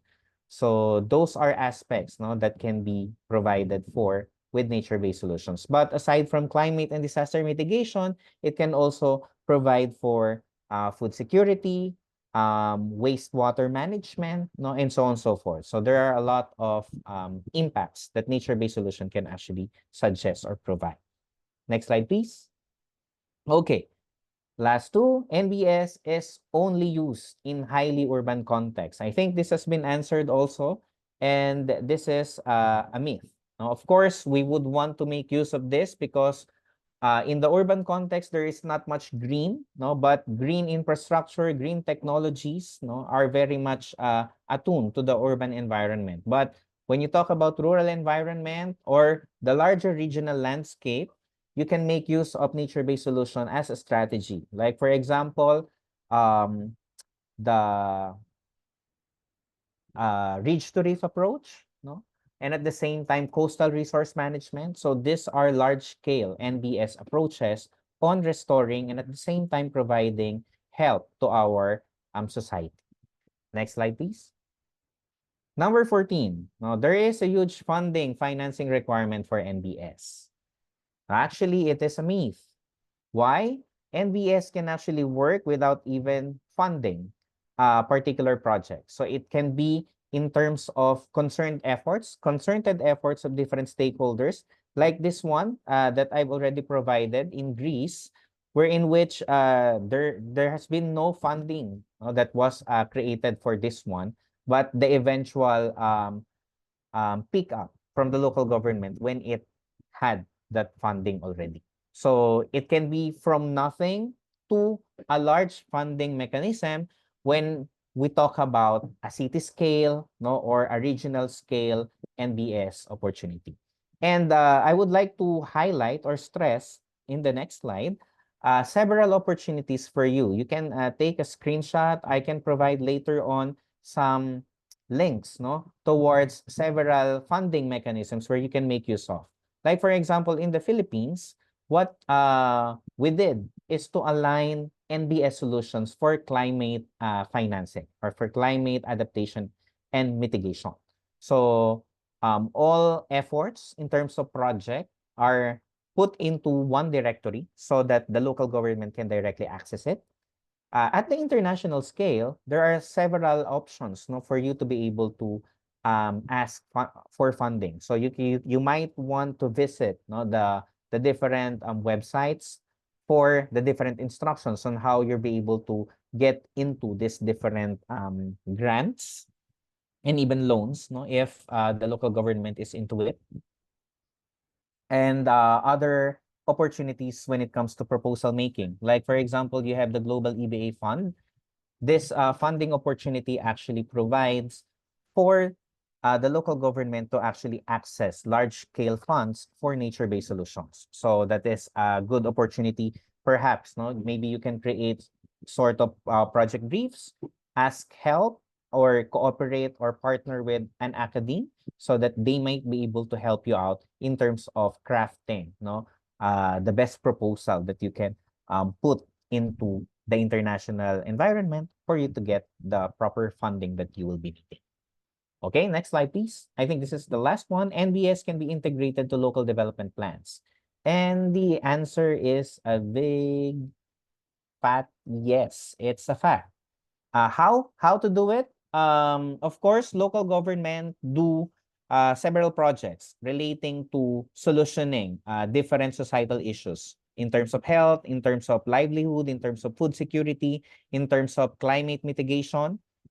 All you need to do is set up a goal that can actually target both environmental restoration and at the same time solutioning your local issue or concern.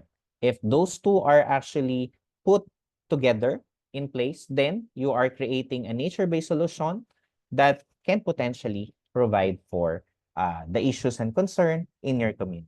So I hope this provide the broader perspective of what nature-based solutions are, what are its challenges, and at the same time, some prospects for you to be able to make use of in terms of the different practices from different countries around the world.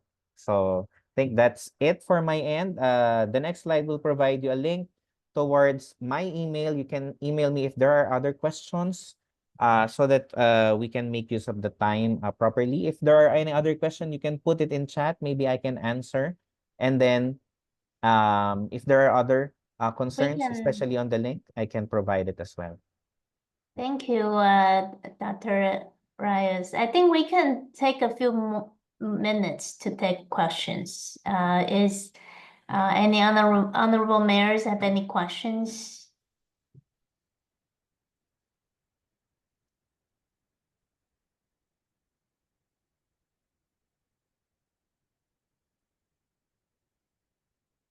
And there is mentioned the nature-based solution is not new, and green infrastructure, greenways, the green network,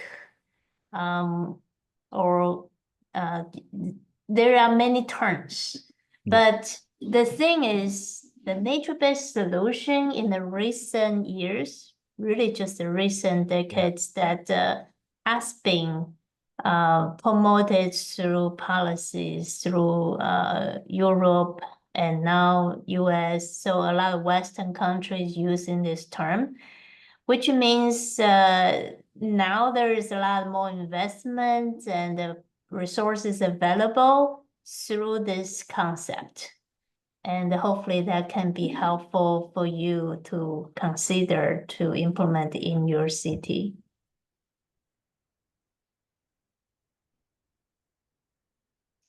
Okay, thank you. Thank you again. Now we will go to our next sessions on the discussion, and we kind of share a few kind of questions for you to think about before joining the session. So we can start from there, but we can also open up to more discussion. So we will be, Tom and I will be moderating this session. Next, please. So this is a question we propose to you first. How would you prioritize short-term versus long-term benefits of infrastructure development? Projects, especially towards urban design strategies, has your city consider investing in nature-based solutions? So who would like to share first? How have your city considered any type of nature-based solutions, small or large, in any scale? Thank you so much. Yes. I want to explain about this. How do you prioritize short-term or long-term benefits? I think prioritizing short-term versus long-term benefits in infrastructure-led development projects, particularly in urban design, involves balancing immediate needs with future sustainability and growth. In Chandragiri municipality, in our municipality, this can be approached through the following strategies. Chandragiri municipality is actively aligning its plan and programs with several sustainable development goals, specifically SDG 12, SDG 13, and SDG 15. These initiatives include elements that consider both short-term and long-term benefits, as well as the incorporation of natural-based solution. Here is a breakdown of how these initiatives align with prioritizing short-term versus long-term benefits and the investment in nature-based solution. In SDG 12, ensure sustainable consumption and production patterns. Our initiative is construction. Number one is construction of underground water recharge system and soak pits. That means the short-term benefits, immediate improvement in water management and reduction in flooding. Long-term benefits is sustainable groundwater replacement and resilience against water scarcity. Second is implementation of solid waste management and composition initiatives. Short-term benefits, it will be immediate reduction in waste going to landfill, cleaner environment. Long-term benefit is enhanced soil fertility through compost use, reduced greenhouse gas emission from waste. Third is management of biodegradable waste and distribution of bins. Short-term benefits, it will be improved waste segregation and cleaner streets. And long-term benefits is sustainable waste management practices and reduced landfill use. And fourth is promotion of biofertilizers. Short-term benefits is immediate reduction in the use of chemical fertilizer, and long-term benefits improve soil health and reduction in environmental pollution. And in our SDG 13, take urgent action to combat climate change and its impacts initiatives. Our initiatives forest conservation and promotion program. Short-term benefits, it will be immediate protection of existing forest area. Long-term benefits are enhanced carbon sequestration, biodiversity conservation, and climate resilience. And second is establishment of Environmental Development Fund and Disaster Management Fund. These short-term benefits, immediate availability of funds of urgent environmental and disaster-related needs. Long-term benefits, financial readiness for future environmental initiative and disaster resilience. Formulation of the local disaster resilience framework, that will be short-term benefits, immediate preparedness for disaster response, long-term benefits, enhanced community resilience, and reduced vulnerability to climate-related disaster. And the SDG 15s protect, restores, and promote sustainable use to terrestrial ecosystem, management of community forest, our initiatives, short-term benefits, immediate engagement of the community in forest management, long-term benefits, sustainable forest use, biodiversity conservation, and ecosystem services. Second is protection of threatened species and biodiversity conservation. Short-term benefits, immediate measures to protect threatened species. Long-term benefits, preservation of biodiversity and maintenance of ecological balance. And third is sustainable use of medicinal and aromatic plants. And that means the short-term benefits, immediate economic benefits from the sales of maps, long-term benefits, sustainable harvesting practices, and the conservation of plant species. Investment in nature-based solution, the described initiative clearly so that Chandagiri municipality is investing in nature-based solution. Example, water recharge system and soak pits. These are the nature-based approach to the managing water sustainability. Forest conservation and community forest management. These initiatives use the natural ecosystem to provide multiple benefits, including carbon sequestration and biodiversity conservation. Promotion of biofertilizers, encouraging organic farming practices, reduce the reliance on chemical inputs, supporting soil health and ecosystem balance. Balancing short-term and long-term benefits, Chandagiri municipality is effectively balancing short-term and long-term benefits, implementing immediate measures that provide quick wins, such as waste management initiative and disaster preparedness. Second is investing the project that build long-term sustainability and resilience, such as water recharge system, forest conservation, and promoting biofertilizer. By focusing on these areas, Chandagiri municipality is taking a holistic approach to urban development and addressing current needs while ensuring future sustainability and destination. This means our urban destination studies, these are our strategies, and our considering investing in nature-based are these our points in our municipality. Thank you so much. Thank you very much, Mayor, for many examples of how your city has implemented nature-based solutions based on the sustainable development goals. Any other mayors would like to did you find that there are common practices you are using as well, or other mayors have other strategies want to share?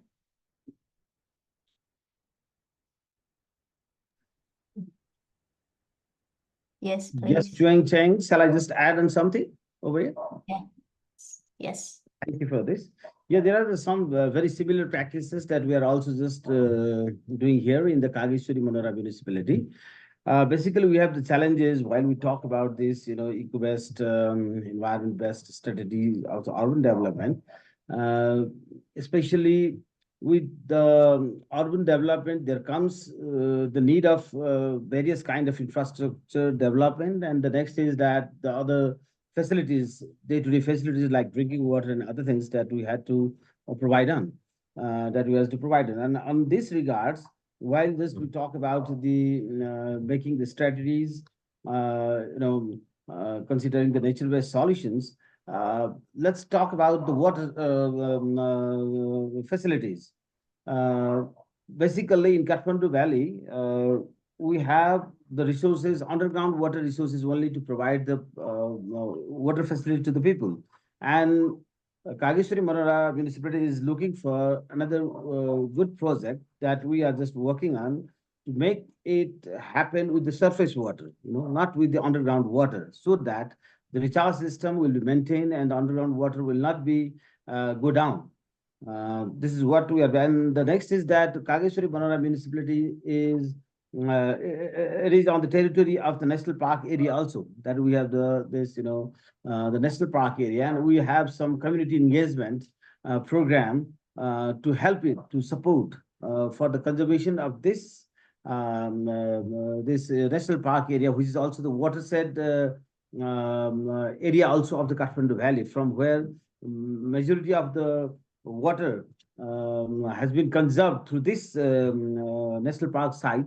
And so the conservation for the water resources and other has been the priority of the Kageshwari Manora municipality. And we have also the two river systems, Bagmati and Manohara, two river system along at the two border side of the municipality. So we have a challenge that with the urbanizations, that the drainage system, if we cannot make the drainage system good and proper, we have the general practices of just mixing it in the river system, the drainage and the other things. So it makes not only the environment policies, but also it damages the river system totally. The biodiversity and everything can be collapsed here. So we had a very focused program for the conservation of this two river system, making the corridor side and then the plantations and the park areas at the side of the source side of these rivers. So these are the things that we are focusing on, and plantations, other things, these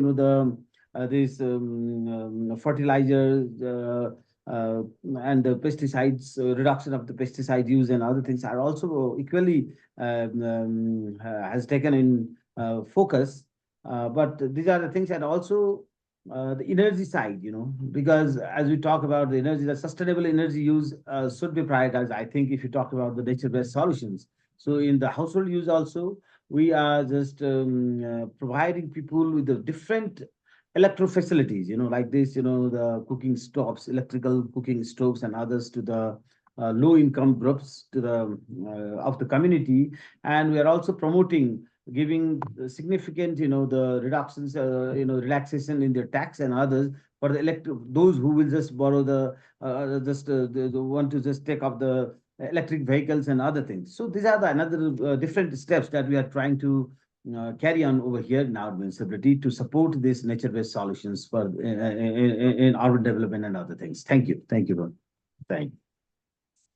Thank you very much.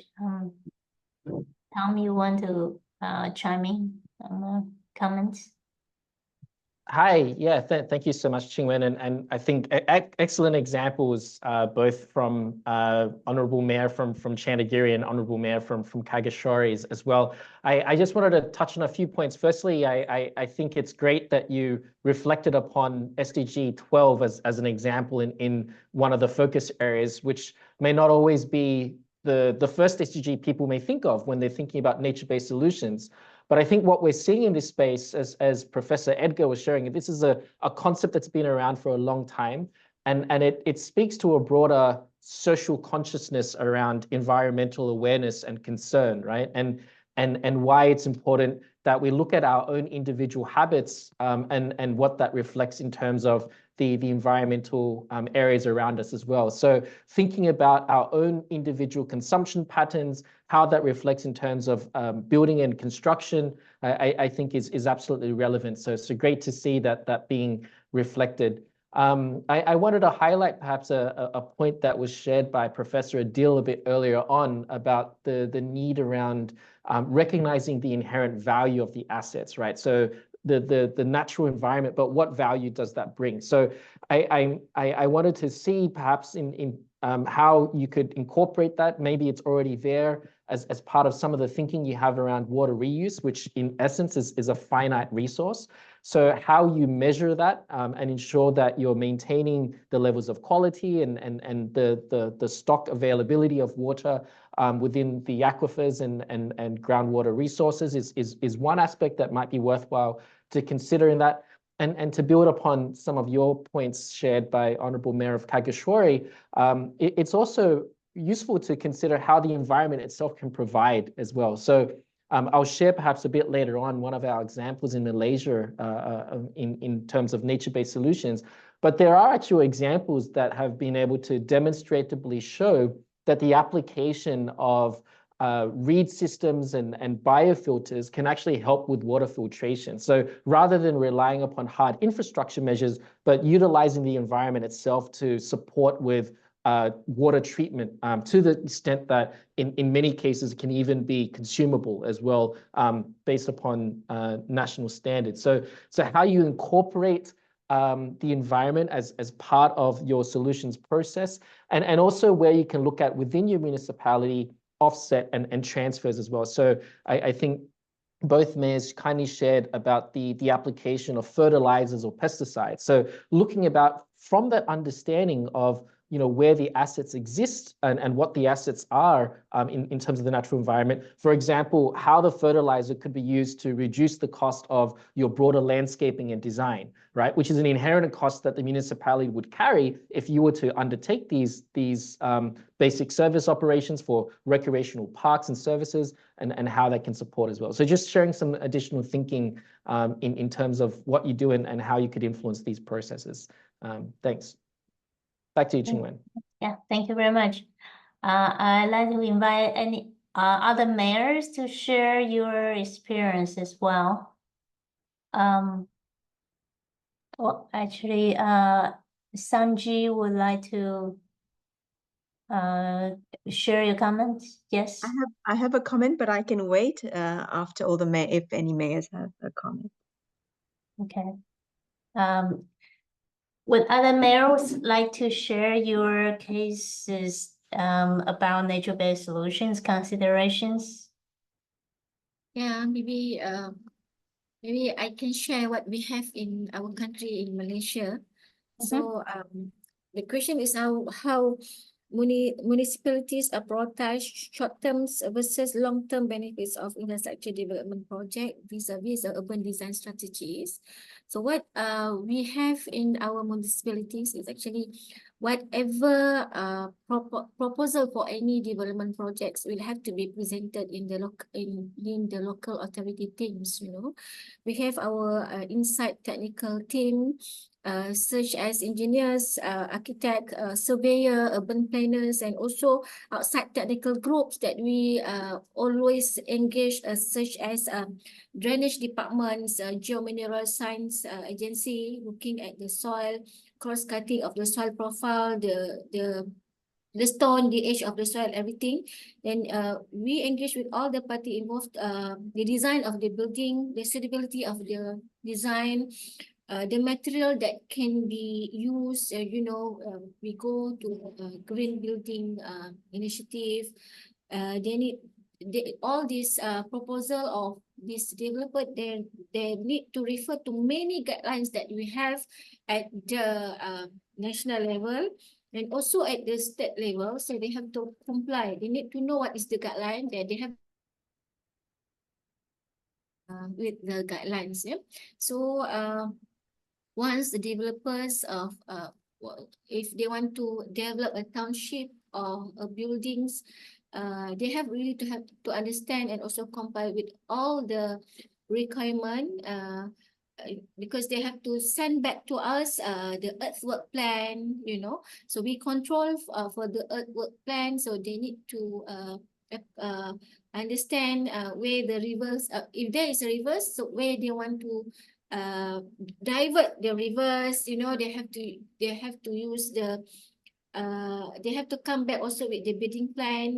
Their bidding plan, they need to show us the small things like the safety of the building that need to be built, the material that need to be used later, and also they need also to install the water harvesting system in the new building. And also they also need to come back to us to show the drainage plan, and also they have to come back to us to show the landscape plan, that when you do a development, so they need to cut trees, everything, they need to clear the area, so they need to come back to us how they are going to retrofit, how they are going to make sure that when they cut the trees, everything, they have to come back with us at the new landscape for that particular area. So that in terms of our concern is actually you can do any development, but the developer needs to convince us that they are actually comply with our decision to reduce the climate change. As what we understand from this discussion, actually we are actually doing all those things, but at our level. So sometimes it's not easy, because when you want to develop on a large scale, to develop 17 stories of higher building, so that will actually that will make an impact to the environment. But what we do is actually to minimize the risk, so that whatever development will comply with all these goal to achieve sustainable development. Municipalities, we have our dashboard, we have also our monitoring unit that will go on the ground once the development plan is approval. So we just want to make sure that they comply with all the list of requirement that they need to agree. Because once when we approve the development plan, everything, so we monitor strictly whether they do or not on that particular requirements. Yeah, maybe that I can share at our municipalities level. Thank you. Well, thank you. Yeah, that's very helpful for the city's regulatory kind of way to either incentivize developers or make regulations to make them compliance with the regulation. And I think that's incorporating the nature-based solutions. It's a good way to into that regulation framework. That's a very more efficient way. Thanks for sharing. Are there other mayor would like to share as well?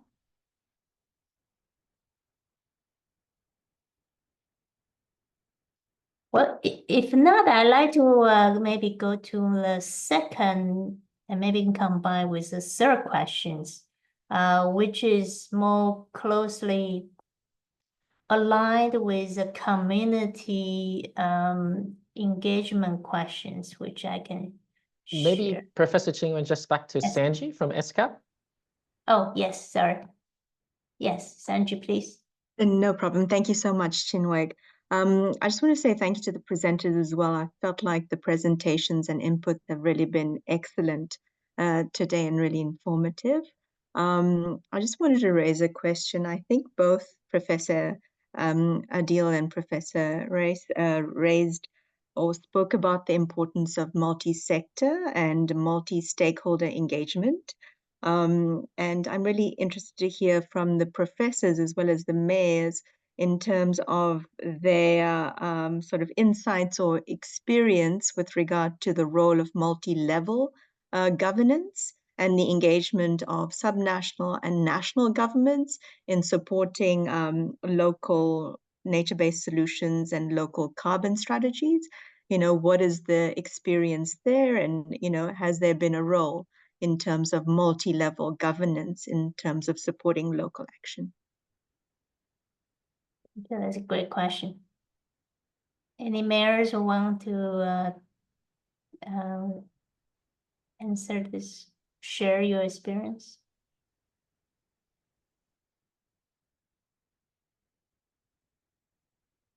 I will assume that would depend on the scale of the project.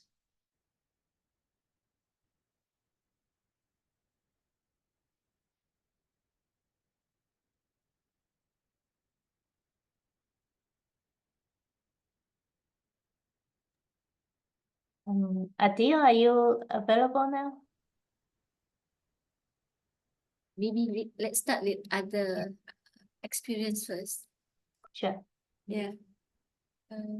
It depends on the level of development actually. Yeah.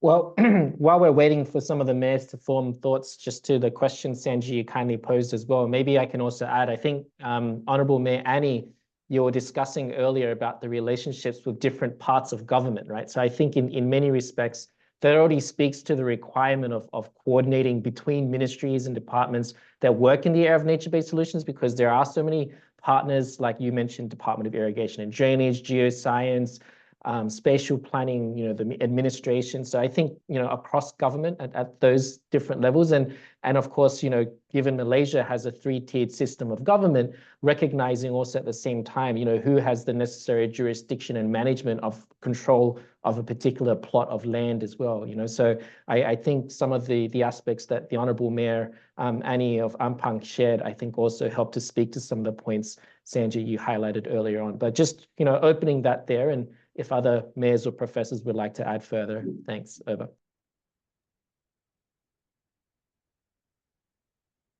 Yeah, Mayor, please. Go ahead. Yeah, because in my country, because we are the mayor, we actually we need to understand that we actually we have our jurisdiction is actually on our local area. Like we have so many local authorities in Malaysia. So in Selangor State, for example, we only have 12 local authorities that actually they are actually the government by itself, So they only can plan and manage the planning in that certain area. So in my area, for example, I will be responsible for whatever planning that will happen in my area, which is Ampang Jaya Municipal City.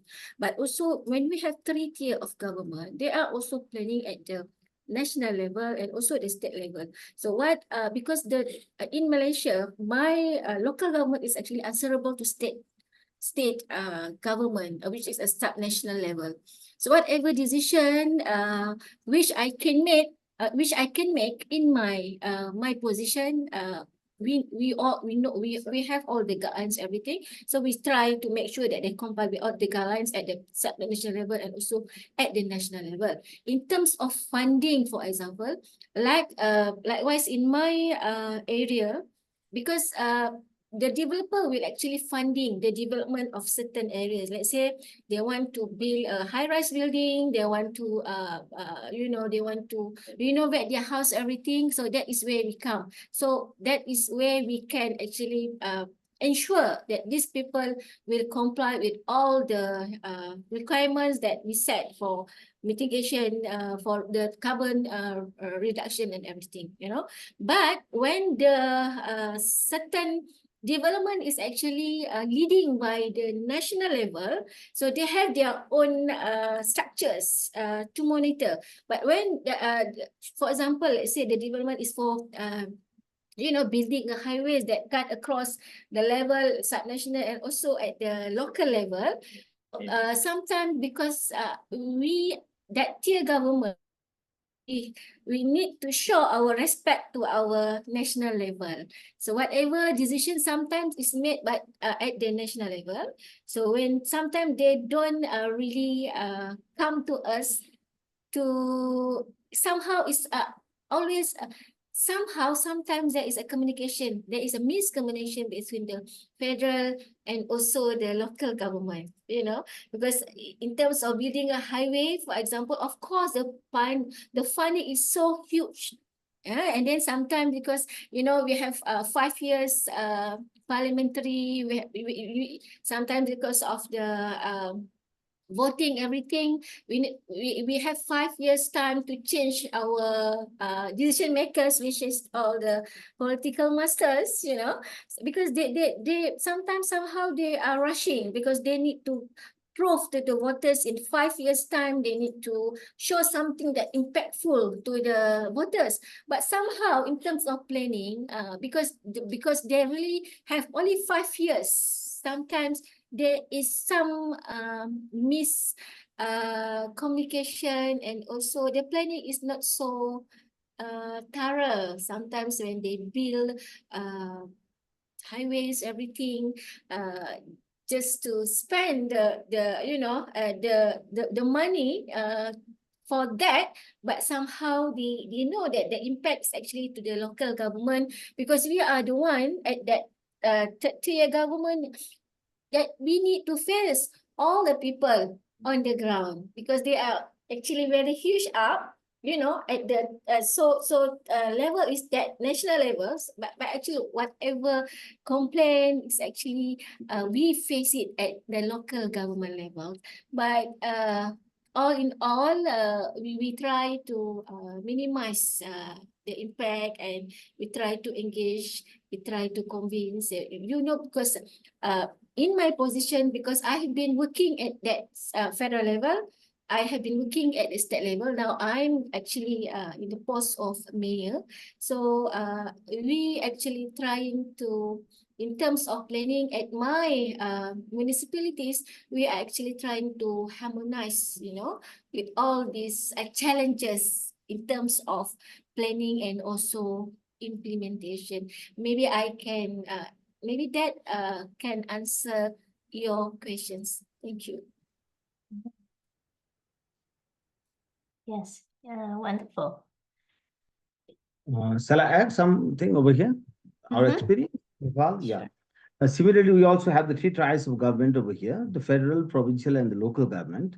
The roles and responsibilities, the rights has been described very clearly in our constitutions. And on this regards, we have to follow. There is a system that the national policies, guidelines has been made by the federal government, and the provincial government made under that, the provincial guidelines and policies. And we, the local government, also have the rights to make our own, you know, the act, regulations, and other things. We can make it, but that should be very, very strictly followed under the national and the provincial guidelines. That should not cross that border. So on that part, this is what in making the policies and programs. But while we're just acting, just say if we have something, a big mega program and project that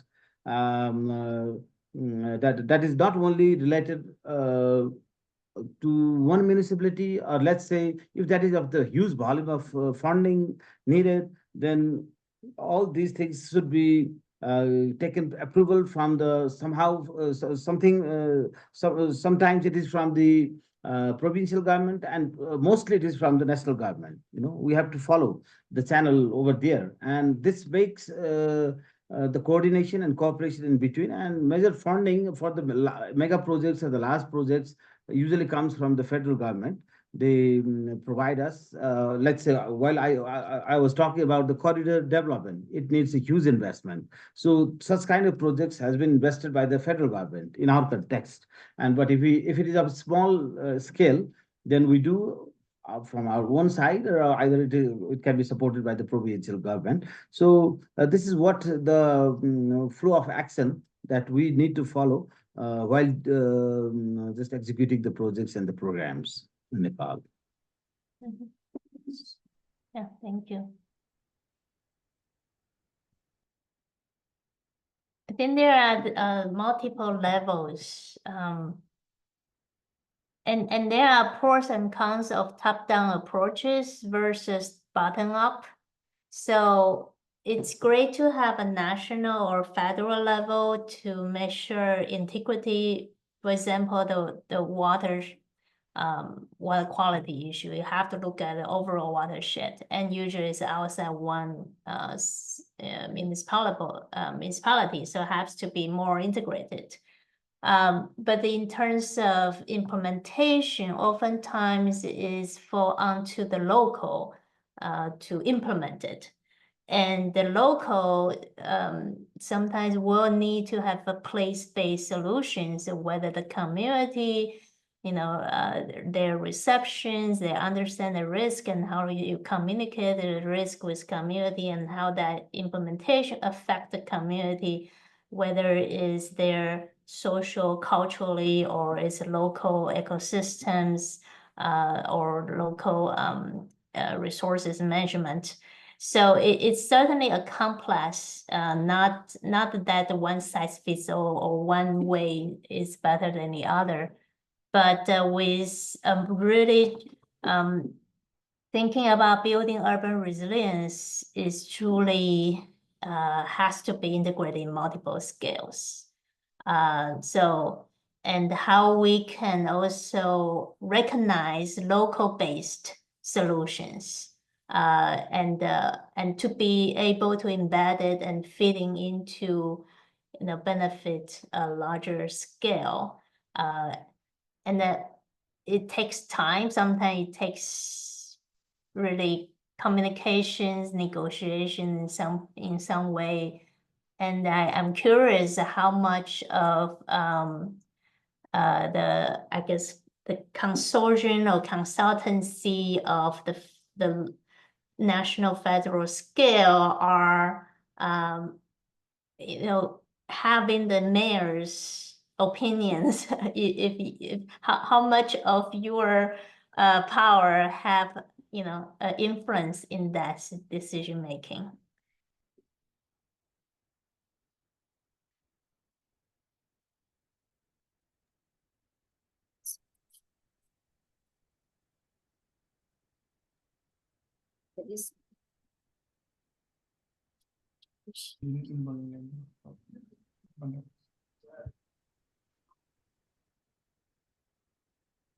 I would just like to add on this.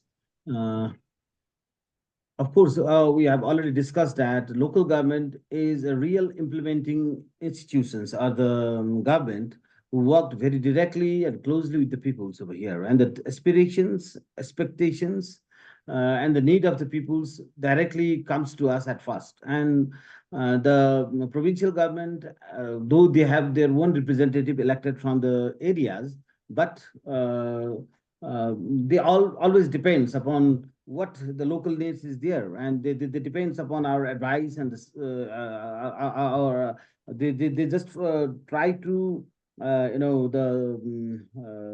respond what we demand as according to the people's need to the provincial, from the provincial and the federal government. We usually they ask for us for the prioritized programs and the projects that is needed in our area, and we just decided it in with our own the executive committee systems, and then we pass it on to the provincial and the national government, federal government, and they will just support those projects what we just ask them that has been in our top priorities. That is what we are practicing here in Nepal.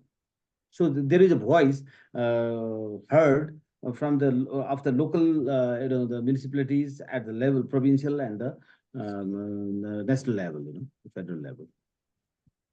Yeah, thank you. May not be the 100%, but there has been a channel. That's great. Yeah, that's good. They listened. Yes, Dr. Ampan. Thank you again. Yes.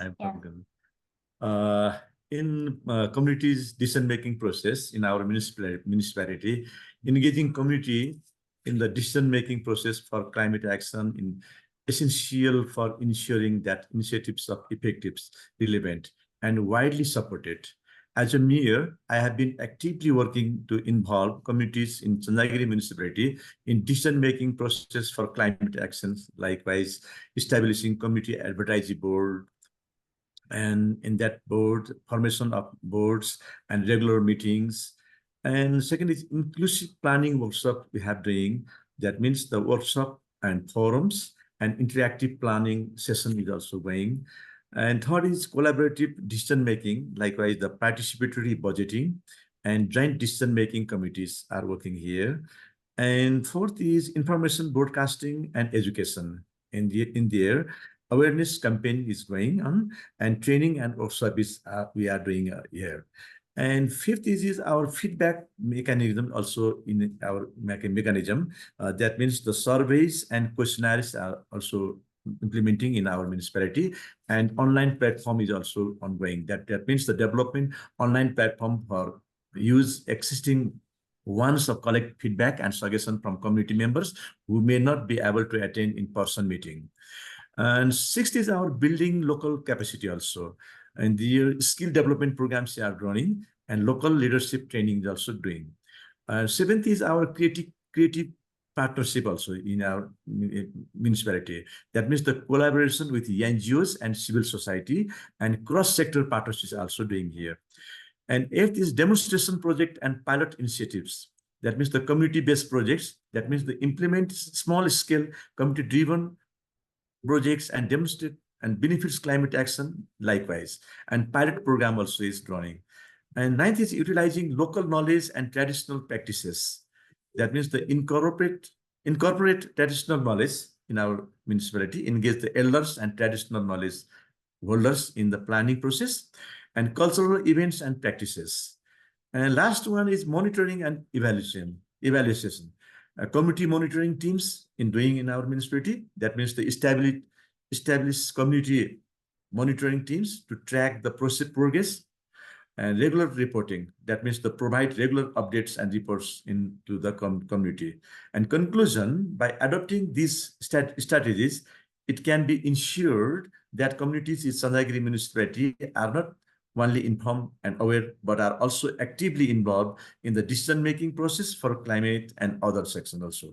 This participatory approach helps build trust, increases the importance and effectiveness of climate initiatives and other also, and fosters a sense of ownership and communities among community members also. So these are our municipality decision-making process. Thank you so much. Can we share? Can I share? Sure. Yes, please. How can how we recognize the local based on resources solution based on the what just now you mentioned about negotiation and also consultation. The question is actually how we connect with the community and how we empower the community actually to do the nature-based solutions. Yeah. So what we practice in our country is actually sometimes, you know, maybe I can give you one example. Maybe in one area in my municipalities, the community sometimes identify there is one small area that they think that they want to do urban farming, you know. So what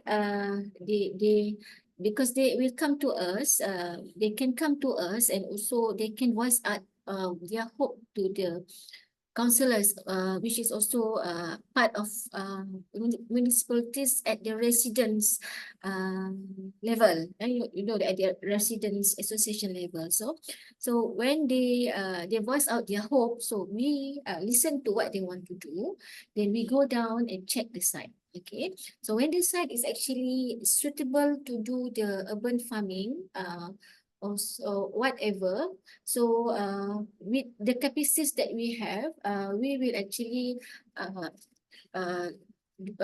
going to the site and we trying to understand what they want to do.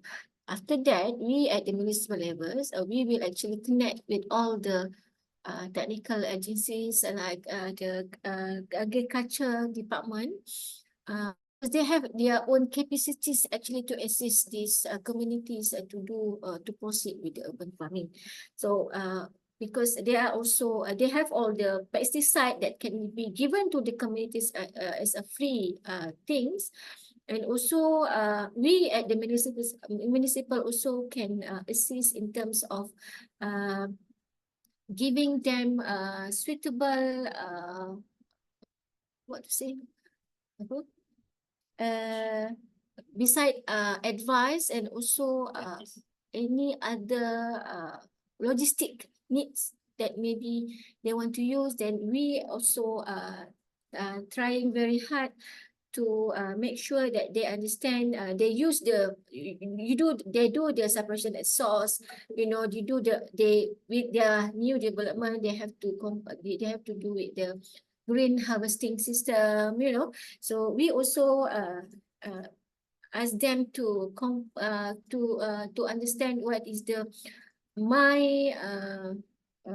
the agriculture. We also will ask them to go to less pesticide. They have to use less pesticide. They have to comply with the good agriculture practice. So we will give them certificate, so that with that my good agriculture practice, they actually can sell their product to other country, because the certificate is actually a guarantee that they know what to do according to what is the best thing when they want to sell their small scale agriculture practices. Maybe I can that is the thing that maybe I can share, how we negotiate, and also we consult. We negotiate with the community. We also negotiate with all technical agencies that we can connect them, and also we also consult with all sometimes academician, because they have all these sometimes nano. They call it with the academician, because they do research on certain fertilizers, they use the nano everything, which is actually can although it's a small scale production, but they actually can come out with very large output that actually can benefit the community at the surrounding areas. And also there is also food security issues that can be utilized for that certain community. So that is the things that we we also have a list of urban farming that operate in our area. So what we are moving forward, we are actually trying to connect all the small urban farming with all the communities in the area, so that they can also sell their product to other communities. Because when we live in a city surrounding, everything is actually expensive. Sometimes when you want to cook, even to get all the pandan leaves that can be put in fragrance rice, is also you need to buy. So with this initiative, they are actually self-sustaining, and also can also somehow can benefit the food security. And also we also have the capacities and also expertise that actually they can plant rice in a very small potting, a very small pot that actually can be harvested in 3 or 4 months. So it's actually a small scale, but actually if everybody is going towards that, we are also can reduce the carbon, there is more green areas, and in a way also because of their cooperation, the sense of community is there. So maybe that is a few things that I can share for this subject. Thank you. Yeah, thank you so much. Those are all great examples. So thank you so much, Mayor, for sharing all the examples. And those are really invaluable experiences, especially this forum, Mayor's Forum, is really for all of you to share with each other's resources. So that's great. With limited time we have left, I would like to kind of wrap up with our session for the module 4, and with one kind of conclusion slides. Let me see if I can share. Am I sharing? Maybe not. It was on before Qingwen, but it wasn't in full screen mode, but it was on, yeah. Oh, it was on. Okay, sorry, I was not sure. Okay, sorry. Okay, so with this module, I hope you have learned some of the techniques that how you may identify those multi-hazards in the complexity of social, ecological, technological systems, vulnerability to climate change, and how you may identify those vulnerability and with the connected system in the larger context. And then you may reveal those community assets and leverage those, and as well leverage the ecosystem function to help to build more resilient cities, and how you can engage your community meaningfully and authentically. And thanks all of you sharing your stories already, and continue with the energy synergy, how you can co-design urban resilience solutions with place-based approach from local ecosystem and communities. And really employ those solutions that can be low-tech, low-cost, multifunctional, core scales, and also as low-carbon solutions, and really balance the mitigation and adaptation strategies that Dr. Adil mentioned. And then how you can find right scales, action to the right place. And eventually you are the leaders of the city that you can make a change, from in your control, in your resources and assets to really make a difference. So all of your leadership is very important. And again, hopefully through connecting with other mayors, and you build a even greater consortium to help each other towards a sustainable futures. So thank you again for joining us on the module 4. And now I'm going to pass the baton to the module 5 team, and with the one of the organizers, Dr. Mohammed here from University. Yeah, Mohsen. Sorry, thanks. Thank you, Qingwen, Professor Qingwen. Thank you very much indeed.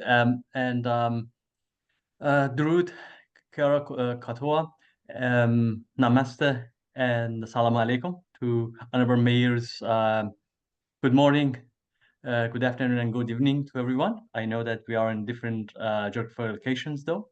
My name is Mohsen Mohammadzadeh. I'm a senior lecturer, University of Auckland, New Zealand, and in collaboration with my academic colleagues, Associate Professor Antufan from University of Washington, Tacoma, Associate Professor Jennifer Ampero from University of Philippines, and also Dr. Edgar. I think he kindly joined this module as well. We, in collaboration with the very helpful team from ESCAP, will run the module 5, and the module 5 actually divided in 2 parts, as you can see. The first session would be based on the capacity of the new emerging technologies, and how we use smart technologies, especially regarding to capacity of them and how we can use them to facilitate functions in the cities, and also some challenges we are facing regarding to financing, implementation, some concerns regarding to the practical dimensions of it. In the module 5B, which is, will be the second part, we look to the more inclusive smart city concept and digitalization and digital equality and some other ethical aspects of the digitalization and urban digitalization. So we have a range of the speakers, and obviously I really enjoyed the discussion today. I observed that it's very engaging, and I really enjoy that. I'm sure actually I will have your help as well, honorable mayors, regarding to discussion for the both module 5A and 5B. So I welcome you to join for the next session and module. Thank you very much indeed. Thank you. So we will conclude our sessions for module 4 again, and then thanks again for all of your participation. And we will see you in 2 weeks in module 5. Thank you. It's my honor to serve you here today. Thanks. Bye-bye. Thank Thank you you. so much. Bye. See Take care, you next everyone. module.